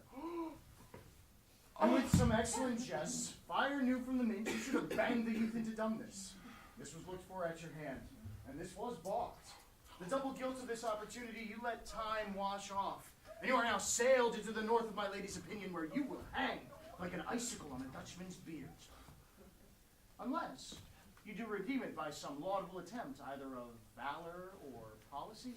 And it be any way, it must be with valor. For policy I hate. I had as lief be a Puritan as a politician. Why then build me thy fortunes upon the basis of valor? Challenge me, the Count's youth, to fight with him. Hurt him in 11 places. My niece shall take note of it, and assure thyself, there is no love broker in the world can more prevail in man's commendation with women than report of valor. There is no way but this, Sir Andrew. Will either of you bear me a challenge to him? Go, write it in a martial hand. Be cursed and brief. It is no matter how witty, so long as it is eloquent and full of invention. Taunt him with the license of ink. If thou vowest him some thrice, it shall not be amiss. And as many lies as will lie in thy sheet of paper, set 'em down about it. Let there be gall enough in thy ink, though thou write with a goose pen, no matter. Go about it. Where shall I find you? We shall call thee at the cubiculo. Go!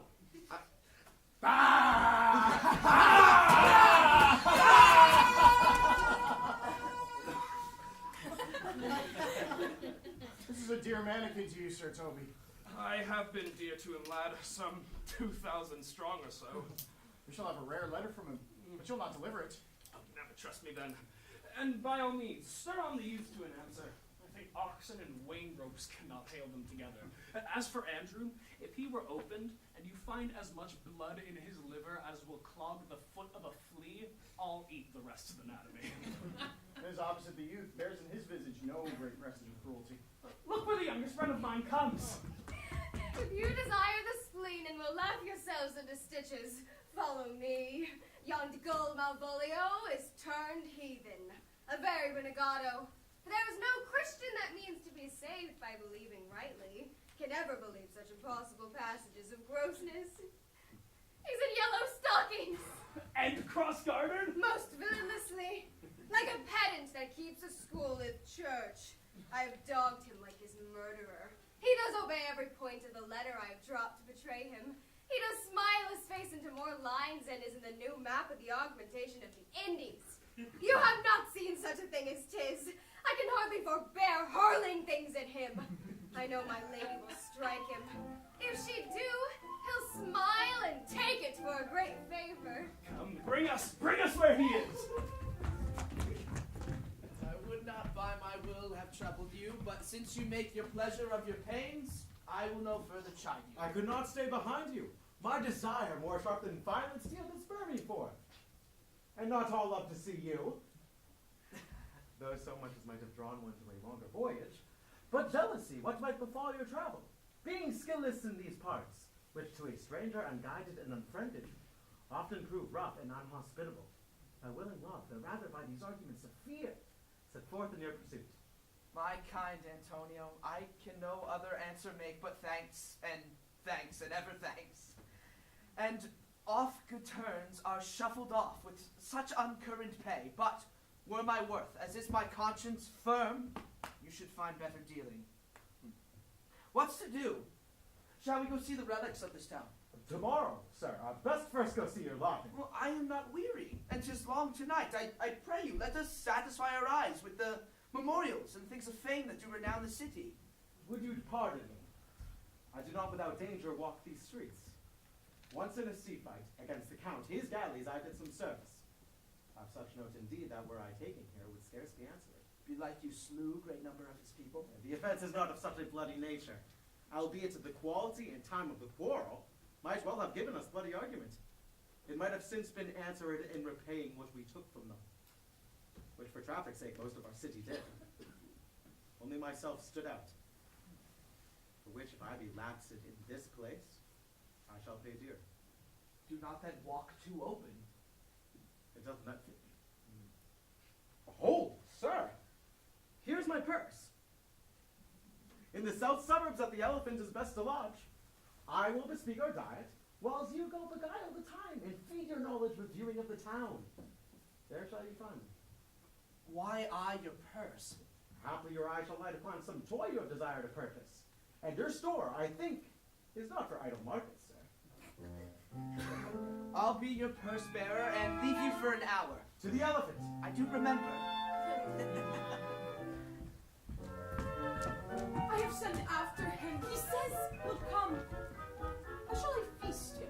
What bestow of him? For youth is bought more often begged or borrowed. I speak too loud. Where's Malvolio?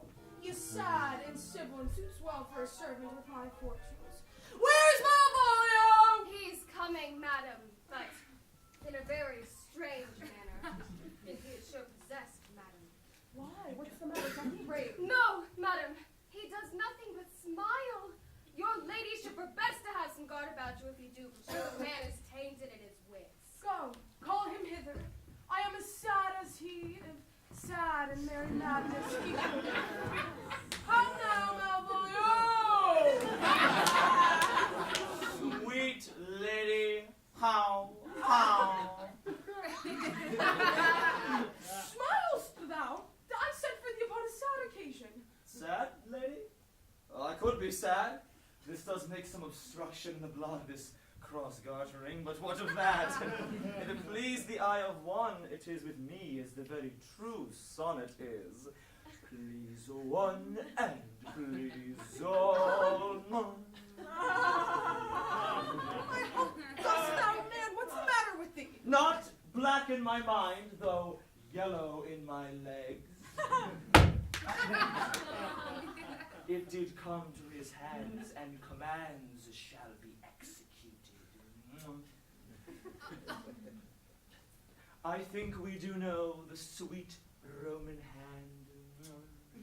Wilt thou go to bed, Malvolio?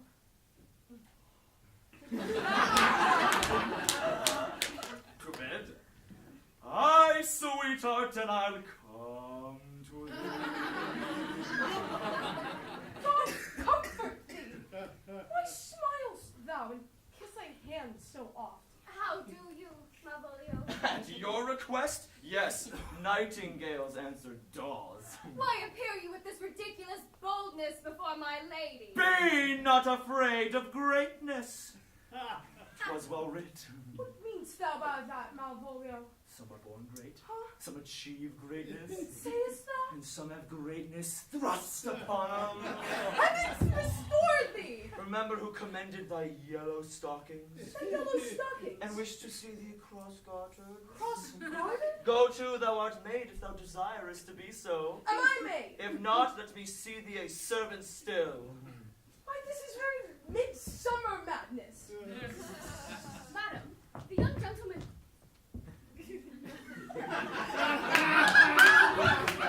The young gentleman of the Count Orsino's has returned. I can hardly entreat him back. He attempts your ladyship's pleasure. I'll come to him. Good Maria, let this fellow be looked to. He's my cousin Toby. Let some of my people have special care of him. I would not have him miscarry for the half of my dowry. Wow! Do you come near me now? No worse man than Sir Toby to look to me. This concurs directly with her letter. She sends him on purpose that I may appear stubborn to him, for she incites me to that in the letter. Cast thy humble slough, says she, be opposite with the kinsman, surly with servants, let thy tongue tang with arguments of state, put thyself into the trick of singularity. I have limed her, but it is Jove's doing, and Jove make me thankful. Get away, she went away now! Let this fellow be looked to. Hello! Not Malvolio, nor after my degree, but fellow! Why, everything adheres together, that no dram of a scruple, no scruple of a scruple, no obstacle, no incredulous or unsafe circumstance. What can be said? Nothing that can be can come between me and the full prospect of my hopes. Well, Jove, not I, is the doer of this, and he is to be thanked. Which way is he in the name of sanctity? If all the devils of hell be drawn in little and legion himself possess him, yet I'll speak with him. Here he is, here he is. How is't with you, sir? How is't with you, man? Go off, I discard you. Let me enjoy my private. Go off. Lo, how hollow the fiend speaks within him. Did not I tell you, Sir Toby, my lady prays you to have a care of him? Aha, does she so? Go to, peace. We must deal gently with him. Let me alone. How do you, Malvolio? How is with you?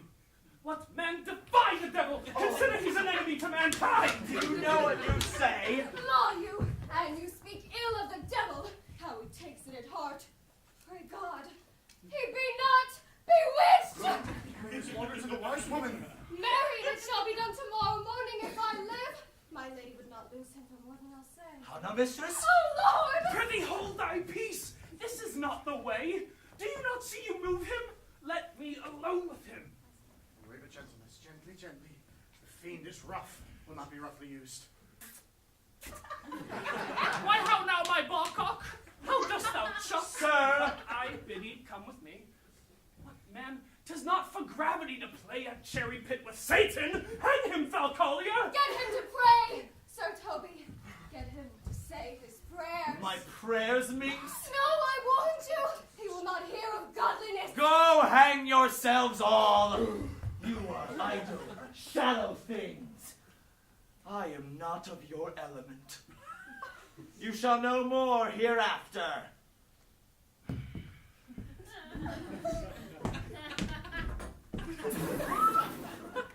It's possible! If this were played upon the stage now, I could condemn it as an improbable fiction. His very genius hath taken the infection of the device man. Nay, pursue him now, lest the device take air and taint. Why, we shall make him mad indeed. The house will be the quieter. Oh, come.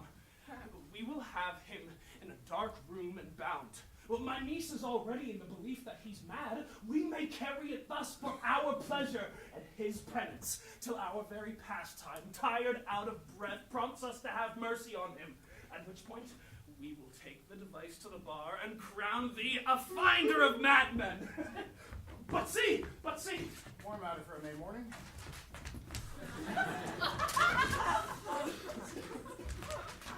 Here's the challenge. Read it. There's vinegar and pepper in it. Is so saucy. Ah, yes. I warrant him. Do but read. Give me. Youth, whatsoever thou art but a scurvy fellow. Good and valiant. Wonder not, nor admire not in thy mind why I do call thee so, for I will show thee no reason for A good note that keeps you from the blow of the law. Thou comest to the Lady Olivia, and in my sight she uses thee kindly. But thou liest in thy throat. That is not the matter I challenge thee for. Very brief, and to exceeding good sense, less. I will waylay thee going home, where if it be thy chance to kill me, Good. thou killest me like a rogue and a villain. Still you keep on the windy side of the law, good.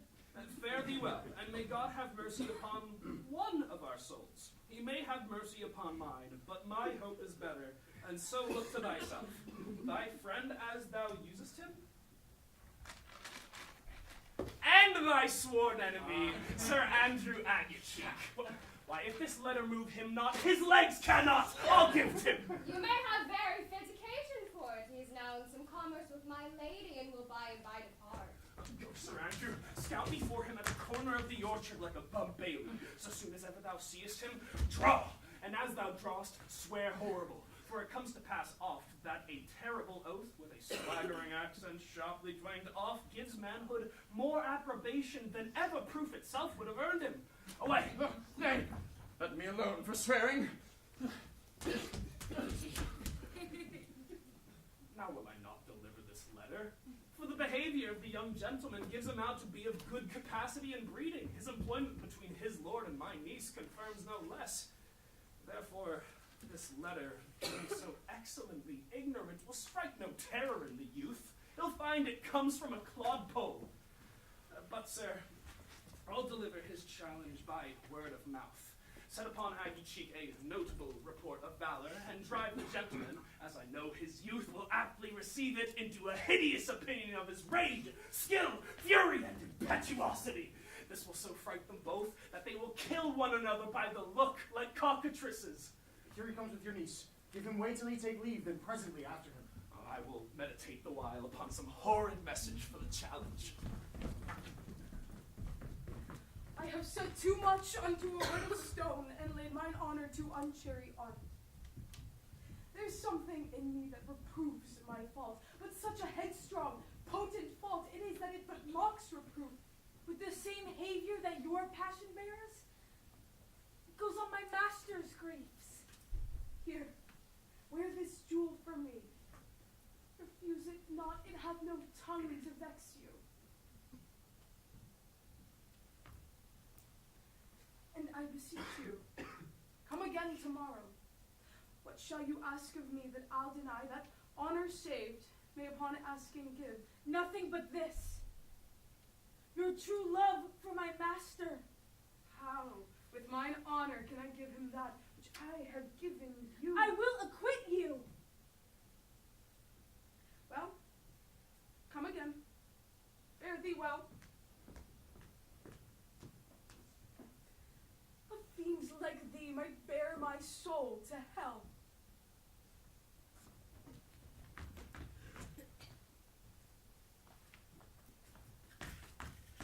Gentlemen! God save thee! And you, sir? And that defense thou hast, betake thee to it. Of what nature the wrong thou hast done him, I know not. But thy intercession, full of despite, bloody as the hunter attends thee at the orchard's end. Therefore dismount thy tuck, be there in thy preparation, for thy assailant is quick, skillful, and deadly. You mistake, sir. I'm sure no man has any quarrel to me. My remembrance is very free and clear of any image of offense done to any man. You'll find it otherwise, I assure you. Therefore, get you on and betake you to your guard, for your opposite hath in him what strength, youth, skill, and wrath can furnish man withal. Pray you, sir, when unhatched rapier and on carpet consideration, but he's a devil in a private brawl. Souls and bodies hath he divorced 3, and his incensement at this moment is so implacable that satisfaction can be none but by pangs of death and sepulchre. Hobnob is his word. Give it or take it. I will return again to the house and desire some conduct of the lady. I am no fighter. I've heard of some kind of men who put quarrels purposely on others to taste their valor. Be like this is a man of that court? Sir, no. His indignation derives itself out of a most competent injury. Therefore, get you on and give him his desire. Back you shall not to the house. Unless you undertake that with me. With as much safety you might answer him. Therefore on, or strip your sword stark naked, for meddle you must, that's certain, or forswear to wear iron about you. This is as uncivil as strange. I beseech you, do me the courteous office as to know of the night when my offense to him is. It is something of my negligence, nothing of my purpose. I will do so. Oh. Signor Fabian, stay you by this gentleman till my return. Pray, sir, do you know of this matter? I know the knight is incensed against you, even to a mortal arbitrament, but nothing of the circumstance more. I beseech you, what manner of man is he? Nothing of that wonderful promise to read him by his form, as you are like to find him in the proof of his valor. He is indeed, sir, the most skillful, bloody, and fatal opposite you could possibly have found in any part of Illyria. Will you walk towards him? I'll make your peace with him if I can. I shall be much bound to you for it. I would that rather go Sir Priest than Sir Knight. I care not who knows so much of my mettle. Why, he's a very devil! I've never seen such a farrago! I had a pass with him, rapier, scabbard and all, and he gives me the stuck in with such a mortal motion that it's inevitable. And on the answer, he pays you as surely as your feet hits the ground they step on. They say he has been a fencer to the Sophie. Oh, Parksant! I'll not meddle with him. Aye, but he will not now be pacified. Fabian can scarce hold him yonder. Oh, plague on't! And I thought him so valiant and cunning in fence, I'd see him damned ere I'd have challenged him. Oh, let the matter slip, and I'll give him my horse, Grey Capulet. I'll make the motion. Stand you here and make good show on't. This shall end without the perdition of souls. Mary, I'll ride you a horse as well as I ride you.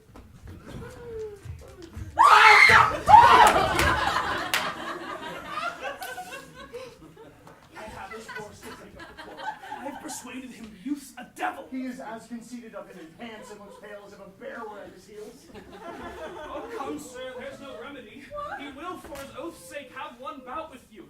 Mary, he better bethought him of this quarrel, and he finds that scarce to be worth talking of now. Therefore, draw in supportance of his vow. He protests he will not hurt you. Pray God defend me. A little thing would make me tell them how much I lack of a man. Give ground if you seem furious. Come, Sir Andrew, there's no remedy. The gentleman will, for his honor's sake, have but one bout with you. He cannot by the duello avoid it. Mary, he did promise me, as he is a gentleman and a soldier, he will not hurt you. Come on. Toot! Oh, pray God he keep us off!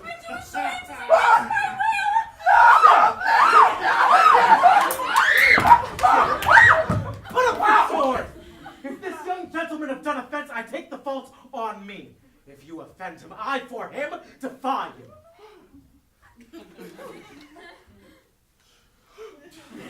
You, sir, why, what are you? One, sir, that for his love dares yet do more than you have heard him brag to you, he will. Oh, nay, if you be an undertaker, I am for you. Good, Sir Toby, here come the officers. I'll be with you a bit. Please, sir, bring your sword up if you please. Oh, Mary, will I, sir? And for that I promised you, he'll bear you easily and reigns well. This is the man. Do thy office. Antonio, I arrest you and shoot Count Orsino. You do mistake me, sir. No, sir, no, John. I know your favor well, though now you have no seat. cap on your head. Take him away. He knows I know him well. I must obey. This comes with seeking you, but there's no remedy. I shall answer it. What will you do? Now my necessity makes me to ask you for my purse. It grieves me much more for what I cannot do for you than what befalls myself. You stand amazed, but be of comfort. Come, sir, away. I must entreat of you some of that money. What money, sir? For the fair kindness you have showed me here, and part being prompted by your present trouble, out of my lean and low ability, I'll lend you something. My having is not much. I'll make division of my present with you. Hold. There's half my coffer. Will you deny me now? Is it possible that my deserts to you can lack persuasion? Do not tempt my misery, lest that it make me so unsound a man as to upbraid you those kindnesses that I have done for you. I know of none, nor know I you by voice or any feature.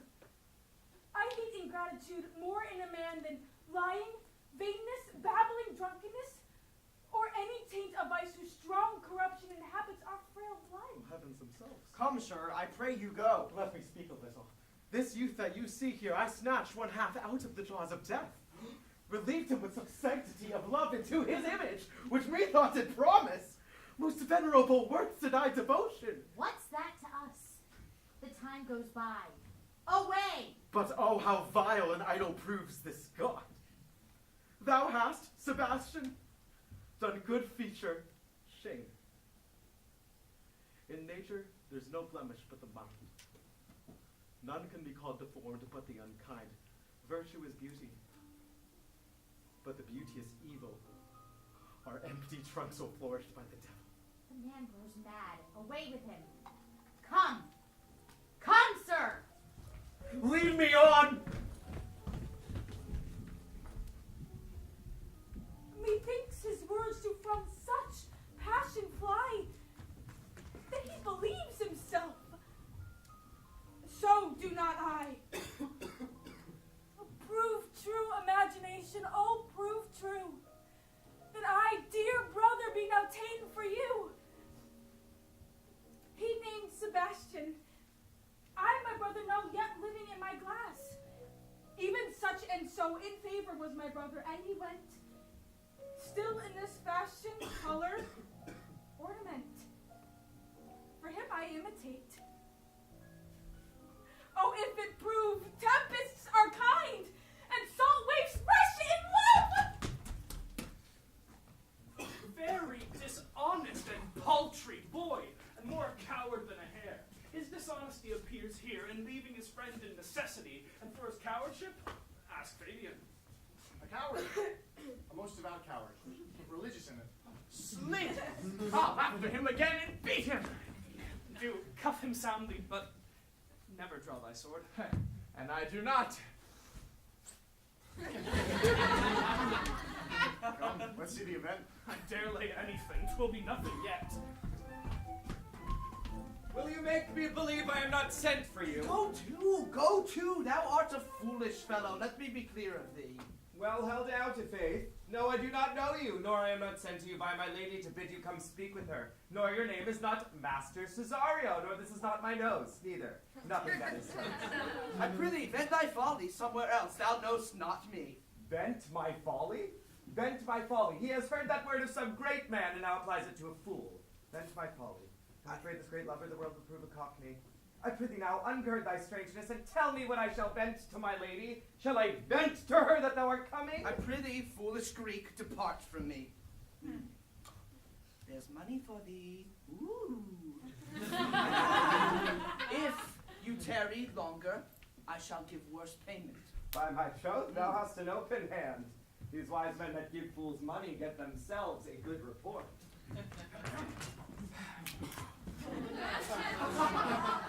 Now, sir, have I met you again? Why, there's for you. Why? And there are all the people mad! Hold, sir, or I'll throw you down from the house! This will I tell my lady. Great! I would not be in some of your coats.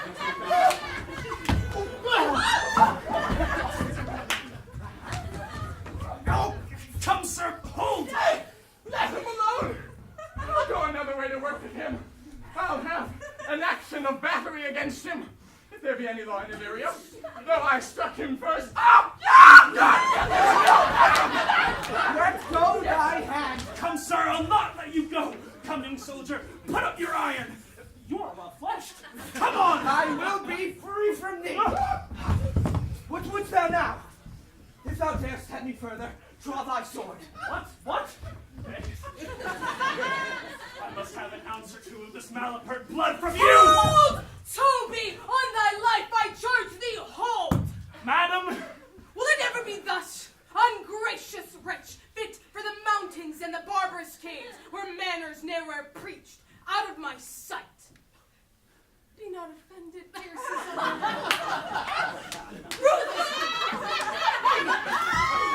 Be gone! I pray thee, gentle friend, let thy fair wisdom not thy passion sway, in this uncivil and unjust extent against thy peace. Go with me to my house, and hear thou there how many fruitless pranks this ruffian hath botched up, that thou thereby may smile at this. Thou shalt not choose but go, do not deny, beshrew his soul for me. He started one poor heart of mine in thee.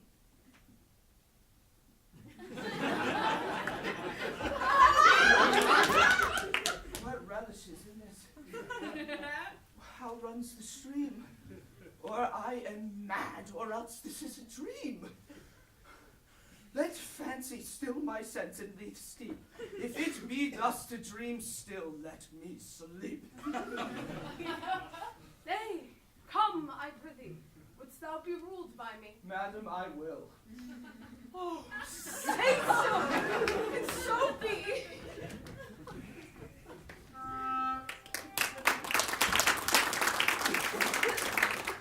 Nay, I prithee, put on this gown and this beard.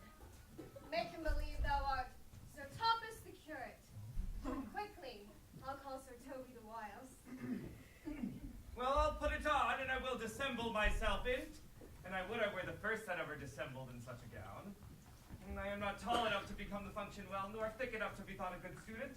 But to be said an honest man and a good housekeeper goes as fairly as to say, a careful man and a great scholar. The competitors enter. Jove bless thee, Master Parson. Bonus dies, Sir Toby. For as the old hermit of Prague very wittily said to a niece of King Gorbadoc, that is. So I being Master Parson and Master Parson, for what is that but that it is but is? To him, Sir Thomas. What ho I say, peace in this prison. Well, a good thing. Who calls there? Sir Thomas the curate, who comes to visit Malvolio the lunatic. Sir Thomas, good Sir Thomas, go to my lady. Out, hyperbolical fiend! How vexest thou this man? Talk'st thou nothing but of ladies? Well said, Master Parson. Sir Thomas, never was man thus wronged. Good Sir Thomas, do not think I am mad. They have laid me here in hideous darkness. Fie! Thou dishonest Satan! I call thee by the most modest terms, for I will one of those gentle ones that will use the devil himself with courtesy. Sayest thou that house is dark? As hell, Sir Thomas. Why, it hath bay windows transparent as barricadoes, and the cloisters toward the south all that is illustrious as ebony. And yet complainst thou of obstruction. I am not mad, Sir Thomas. I say to you, this house is dark. Madman, thou errest! I say there is no darkness but ignorance, in which thou art more puzzled than the Egyptians in their fog. I say this house is as dark as ignorance, though ignorance were as dark as hell. And I say there was never man thus abused. I am no more mad than you are. Make the trial of it in any constant question. What is the opinion of Pythagoras concerning wildfowl? That the soul of our grandam might happily inhabit a bird. What thinkst thou of his opinion? I think nobly of the soul, and no way approve his opinion. Fare thee well, remain thou still in darkness. Thou shalt hold the opinion of Pythagoras around now if I wit, and fear to kill a woodcock lest thou disposes the soul of thy grandam. Fare thee well. Oh, Sir Thomas, Sir Thomas! My most exquisite Sir Thomas. Nay, time for all waters. Thou mightst have done this without thy beard and gown. He sees thee not. To him in thine own voice, and bring me word how thou find'st him. I would we were well rid of this knavery. If he may be conveniently delivered, I would he were, for I am now so far in offense with my niece that I cannot with any safety pursue this sport of the upshot. Come by and by to my bedchamber.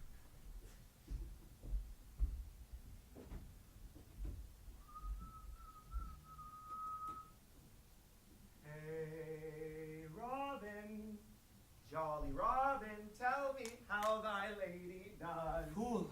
My lady is unkind for thee. Fool! That's why is she so. Fool, I say! She loves another. Who calls her? Good fool, as ever thou wilt deserve well at my hand, help me to a candle, and pen, ink, and paper. As I am a gentleman, I will live to be thankful to thee for it. Master Malvolio. Aye, good fool. Alas, sir, how fell you besides your 5 wits? Fool, there was never man so notoriously abused. I am as well in my wits, fool, as thou art. But as well? Oh, then you be mad indeed if you be no better in your wits than a fool. They have here propertied me, keep me in darkness, and ministers to me, asses, and do all they can to face me out of my wits. Advise you what you say, sir. The minister is here. Malvolio, Malvolio, thy wits the heavens restore. Endeavor thyself to sleep and leave thy vain bibble-babble. Sir Thomas. Maintain no words with him, good fellow. Who, I, sir? Not I, sir. God buy you, good Sir Thomas. Marry, amen. I will, sir. I will. Fool, I say! Sir, but say you, sir. Be patient. I am sent for speaking to you. Good fool, help me to some light and some paper. I tell thee, I am as well in my wits as any man in Illyria. Well a day that you were, sir. By this hand I am. Good fool, some ink, paper, and light, and convey what I will set down to my lady. It shall advantage thee more than ever the bearing of letter did. I will help you to't. But tell me true. Are you not mad indeed, or do you but counterfeit? Oh, believe me, I am not. I tell thee true. Nay, I'll ne'er believe a madman till I see his brains. I will fetch you light and paper and ink. Fool, I'm requested in the highest degree. Oh, pray thee be gone.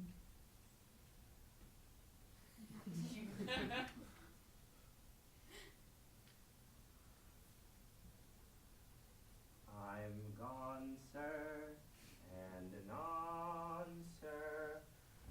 I'll be with you again in a trice, like to the old vice your need to sustain. Who with dagger of laugh in his rage and wrath cry out to the devil, like a lad, pare thy nails, Dad. Adieu, good man, devil.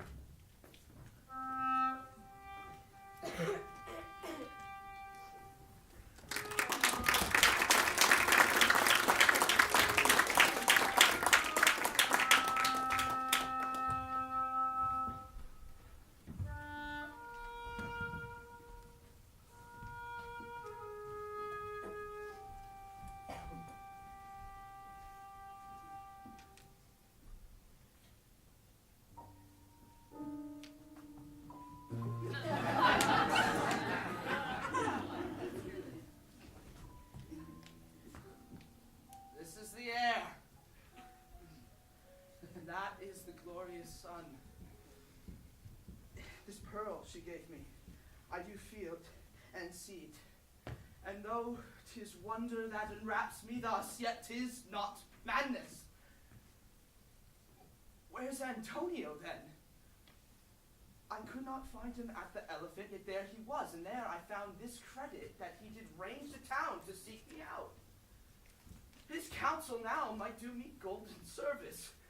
For though my soul disputes well with my sense that this may be some error, but no madness, yet doth this accident and flood of fortune so far exceed all instance, all discourse, that I am ready to distrust mine eyes, and wrangle with my reason that persuades me to any other trust but that I am mad.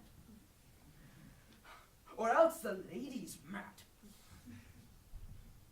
Yet, if 'twere so, she could not sway her house, command her followers, take and give back affairs and their dispatch with such a smooth, discreet, and stable bearing as I perceive she does. There's something in that is deceivable. Oh, but here the lady comes.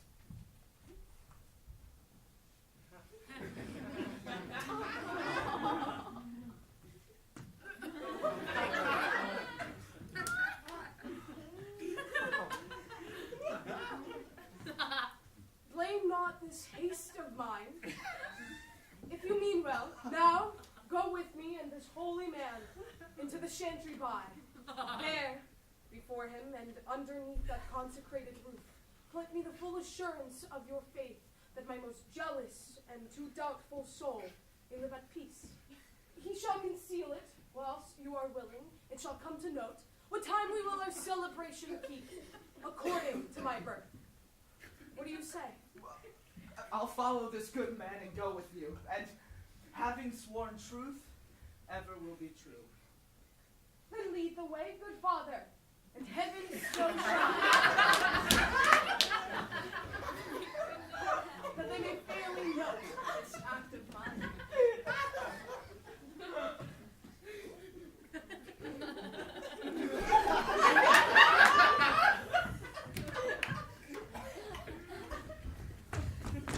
Now, as thou love sweet, let me see his letter. Good Master Fabian, grant me another request. Anything. Do not desire to see this letter. This is to give a dog and in recompense desire my dog again. Belong you to the Lady Olivia, friends? Aye, sir, we are some of her trapping. I know thee well. How dost thou, my good fellow? Truly, sir, the better for my foes and the worse for my friends. Just the contrary, the better for thy friends. No, sir, the worse. How can that be? Marry, sir, they praise me and make an ass of me. Now my foes tell me plainly I am an ass, so that by my foes, sir, I profit in the knowledge of myself, and by my friends, I am abused. So that, conclusions to be as kisses, if your 4 negatives make your 2 affirmatives, well then the worse for my friends and the better for my foes. Why, this is excellent. By my troth, sir, no, though it please you to be one of my friends. Thou shalt not be worse for me. There's gold. But then it would be double dealing, sir, when you could make it another. Oh, you give me ill counsel. Put your grace in your pocket, sir, for this once, and let your flesh and blood obey it. Well, I'll be so much a sinner to be a double dealer. There's another. Primo secundo tertio is a good play. And the old saying is, the third pays for all. The triplex, sir, is a good tripping measure. Or, the bells of St. Bennet, sir, may put you in mind. 1, 2, 3. You can fool no more money out of me at this throw. But if you will tell your lady that I am here to speak with her and bring her along with you, it may awake my bounty further.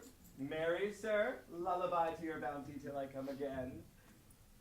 I go, sir, but I would not have you to think that my desire of having is the sin of covetousness. But, as you say, let your bounty take a nap. I will awake it anon.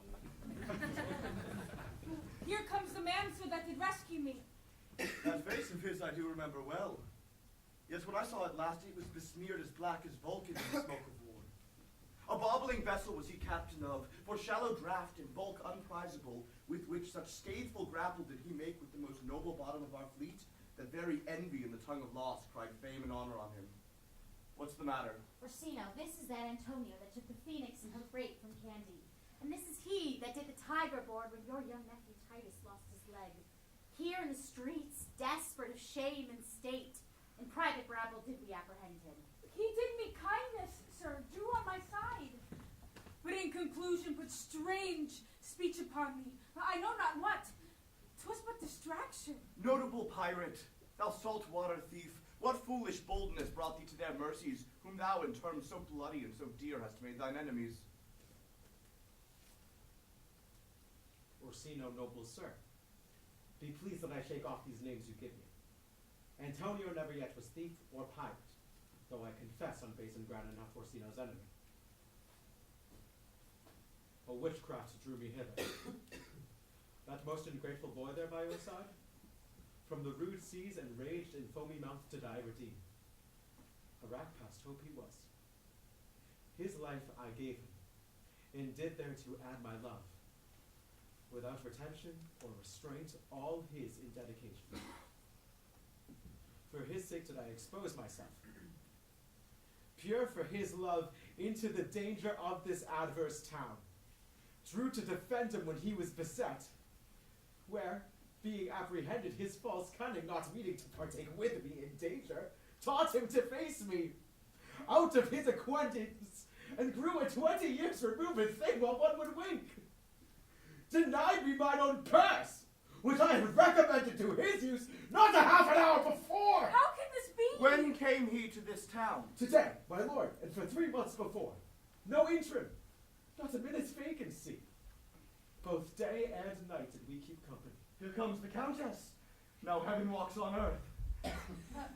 But for thee, fellow, thy words are madness. 3 months this youth hath tended upon me, but more of that anon. Take him aside.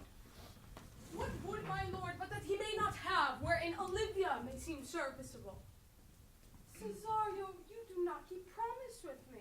Madam? Gracious Olivia. What do you say, Cesario? Good, my lord. My lord would speak. My duty hushes me. If it be aught to the old tune, my lord, it is as fat and fulsome to mine ears as howling after music. Still so cruel. Still so constant, lord. What to perverseness? You uncivil lady, to whose ingrate and unauspicious altars my soul, the faithfulest offerings, have breathed out their devotion tender. What shall I do? Even would it please my lord, that shall become him. Why should I not? Had I the heart to do it, like to the Egyptian thief at point of death, kill what I love. A savage jealousy that sometimes savors nobly. But hear me this, since you to non-regardance cast my fate, and that I hardly know the instrument that screws me from my true place in your favor, live you the marble-breasted tyrant still. But this, your minion, whom I know you love, and whom by heaven I swear I tender dearly, him will I tear out of that cruel eye where he sits crowned in his master's spite. Come, boy, with me. My thoughts are ripe in mischief. I'll sacrifice the lamb that I do love to spite a raven charged within a dove. And I, most jocund, apt, and willing to do you rest 1,000 deaths would die. Where goes Cesario? After him I love. More than I love these eyes, more than my life. More by all moors than e'er I shall love wife. If I do feign, you witnesses above, punish my life for tainting of my love. Me, detested! How am I beguiled? Who does beguile you? Who does do you wrong? Hast thou forgot thyself? Is it so long? Call forth the Holy Father. Come away. Whither, my lord? Cesario, husband, stay!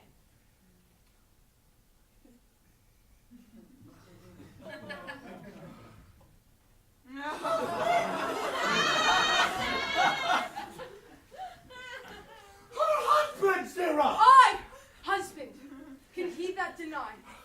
No, my lord, not I! Alas, it is the baseness of thy fear that makes thee strangle thy propriety. Do not fear, Cesario. Take thy fortunes up. Be that thou knowest thou art, and that thou art as great as that thou fearst. Oh, welcome, Father!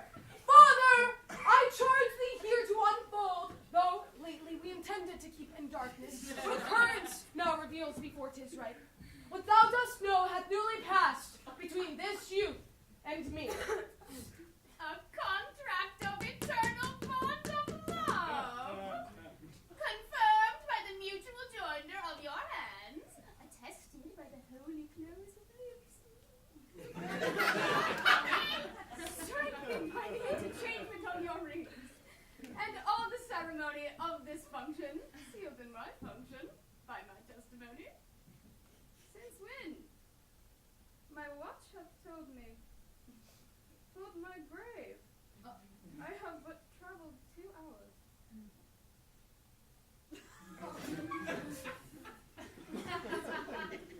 O thou dissembling God, what wilt thou be when time hath sowed a grizzle on thy case? Or will not else thy craft so quickly grow that thine own trip shall be thine overthrow? Farewell. well and take her, but direct thy feet where thou and I henceforth may never meet. My lord, I don't do not swear. Hold a little faith, though thou hast too much fear. For the love of God, a sergeant!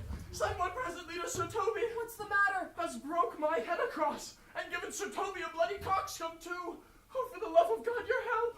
Oh, I had rather than 40 pound I were at home. Who has done this, Sir Andrew? Count's gentleman. One Cesario. We took him for a coward, but he's the very devil incarnate. My gentleman Cesario. What? Sideways! There he is. You broke my head for nothing. And that I did, I was sent on to do it by Sir Toby. Why do you speak to me? I never hurt you. You do your sword upon me without cause, but I bespeak you fair and hurt you not. If a bloody coxcomb is a hurt, you have hurt me. I think you said nothing by a bloody coxcomb. Oh, here comes Sir Toby halting. You shall hear more. But if he had not been in drink, he would have tickled you other gates than he did. How now, gentlemen? How is't with you? That's all one. Has hurt me, sirs and aunt. Sot! Didst see Dick Surgeon, Sot? Oh, he's drunk, Sir Toby, an hour agone. His eyes were set at 8 in the morning. Yes. And he's a rogue and a passing as his pavan. I hate a drunken rogue. Away with him. Who hath made this havoc with them? I'll help you, Sir Toby, because we'll be dressed together. Will you help? An ass head, and a coxcomb, a knave, a thin-faced knave, a gull! Get him to bed, and let his hurt be looked to.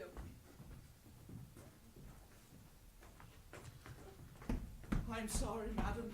I have hurt your feelings. Had it been the brother of my blood, I must have done no less with wit or safety. You throw a strange regard upon me, and by that I do perceive it hath offended you.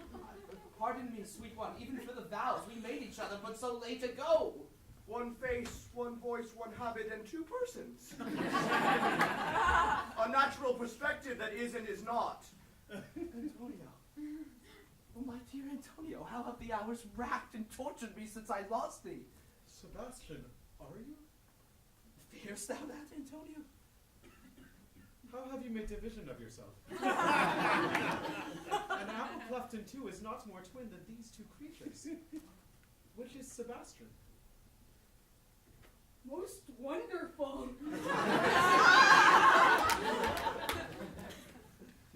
Do I stand there? I never had a brother, nor can there be that deity in my nature of here and everywhere. I had a sister, whom the blind waves and surges have devoured. Of charity, what kin are you to me? What countryman? What name? What parentage? Of Messeling. Sebastian was my father. Such a Sebastian was my brother too. So when he suited to his watery tomb, if spirits can assume both form and suit, you come to fright us. A spirit I am indeed, but am in that dimension grossly clad, which from the womb I did participate. Were you a woman as the rest goes even, I should my tears that fall upon your cheek, and say thrice welcome, drowned Viola. My father had a mole upon his brow, And so had mine. and died that day from Viola from her birth, and numbered 13 years. Oh, that record is lively in my soul. He finished and indeed his mortal wrack that day that made my sister 13 years. If nothing lets to make us happy both but this, my masculine usurped attire, do not embrace me till each circumstance of place, time, fortune, do cohere and jump. That I am Viola!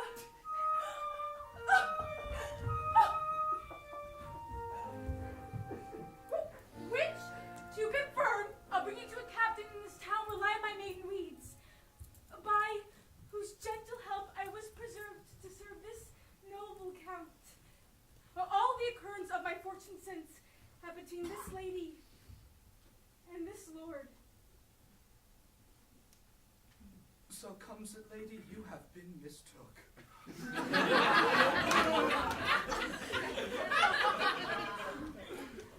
But nature to her bias drew in that. you would have been contracted to a maid. Nor are you therein by my life deceived. You are betrothed both to a maid and man. Be not amazed, right noble is his blood. If this be true, as yet the glass seems so, I shall have share in this most happy rank. Boy, thou hast said to me 1,000 times thou never shouldst love woman like to me. In all those sayings will I overswear, and all those swearings keep as true in soul as doth the orbed continent the fire that severs day from night. Give me thy hand, and let me see thee in thy woman's weeds. The captain that did bring me first on shore hath my maid's garments.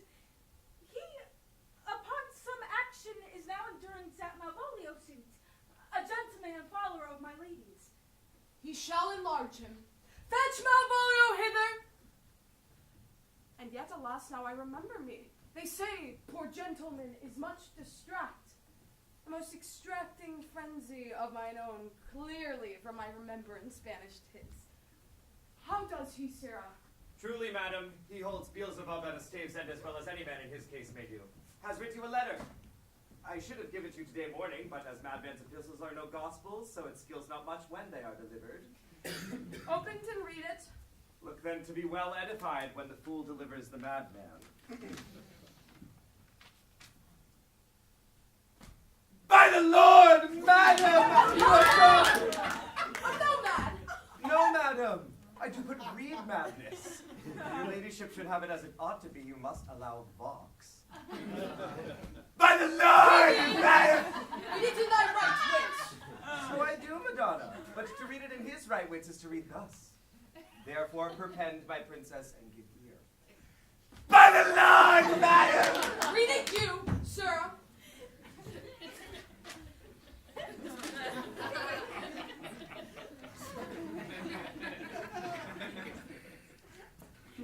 By the Lord!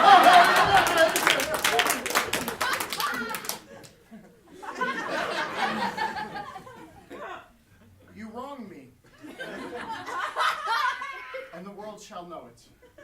Though you have put me into darkness and given your drunken cousin rule over me, yet have I the benefit of my senses as well as your ladyship. I have your own letter, which induced me to the semblance I put on, with the which I doubt not but to do myself much right or you much shame. Think of me as you please. I leave my duty a little unthought of and speak out of my injury. The madly used Malvolio. Did he write this? Aye, madam. This savors not much of distraction. See him delivered, Fabian. Bring him hither. My lord, so please you, these things furred their thought on to think me so well a sister as a wife, one day shall crown the alliance on it. So please you here at my house and at my proper cost. Madam, I am most apt to embrace your offer. Your master acquits you, and for your service done him, so much against the metal of your sex, so far beneath your soft and tender breeding. And since you call me master, for so long.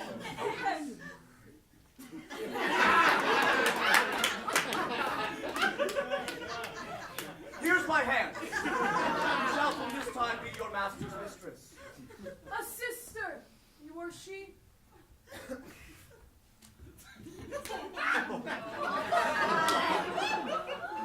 Is this the madman? Aye, my lord, the same. How now, Malvolio? Madam, you have done me wrong. Notorious wrong. Have I, Malvolio? No. Lady, you have. Pray you peruse that letter.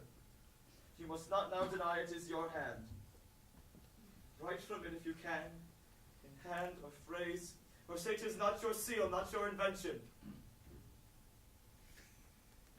You can say none of this.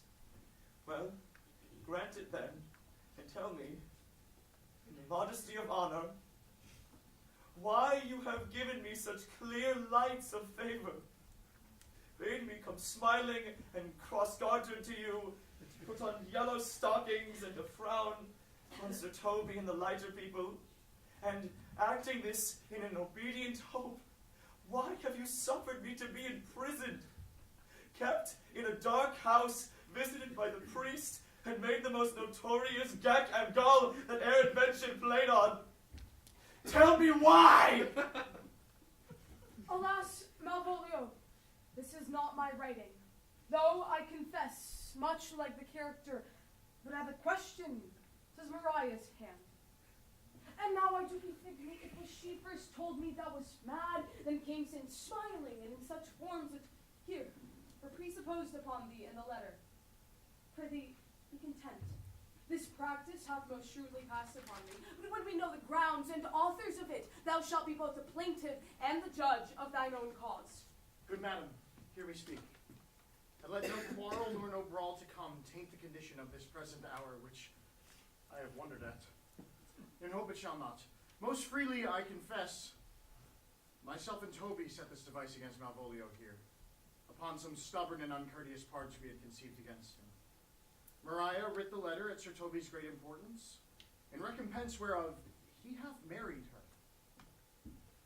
How with the sportful malice it was followed may rather pluck on laughter than revenge, if that the injuries be justly weighed that have on both sides passed.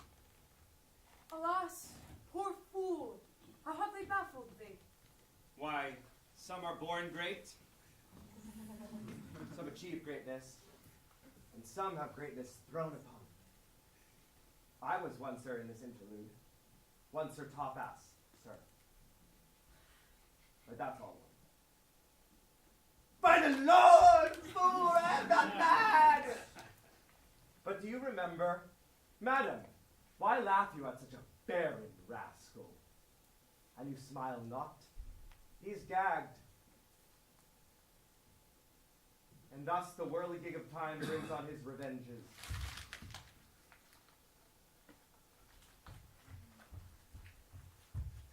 I'll be revenged on the whole pack of you!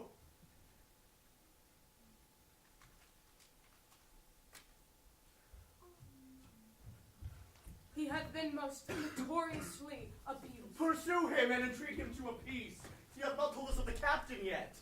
When that is known in golden time convents, a solemn combination shall be made of our dear souls. Meantime, sweet sister, we shall not part from hence.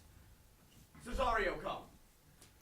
For so you shall be when you are a man, but when you are in other habits seen, Orsino's mistress and his fancy's queen.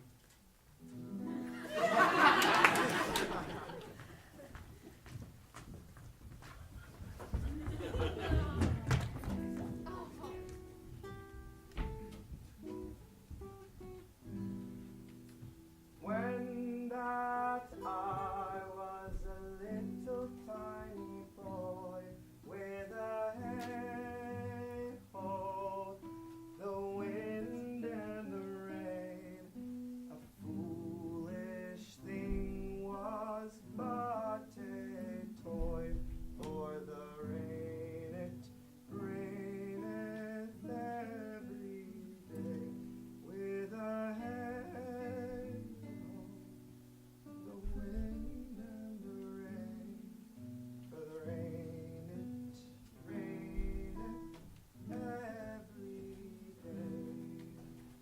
When I came to Kansas State with a hey-ho, the wind and the rain, against knaves and thieves men shut their gates, for the rain it raineth every day. Hey-ho, the wind and the rain, for the rain it raineth every day.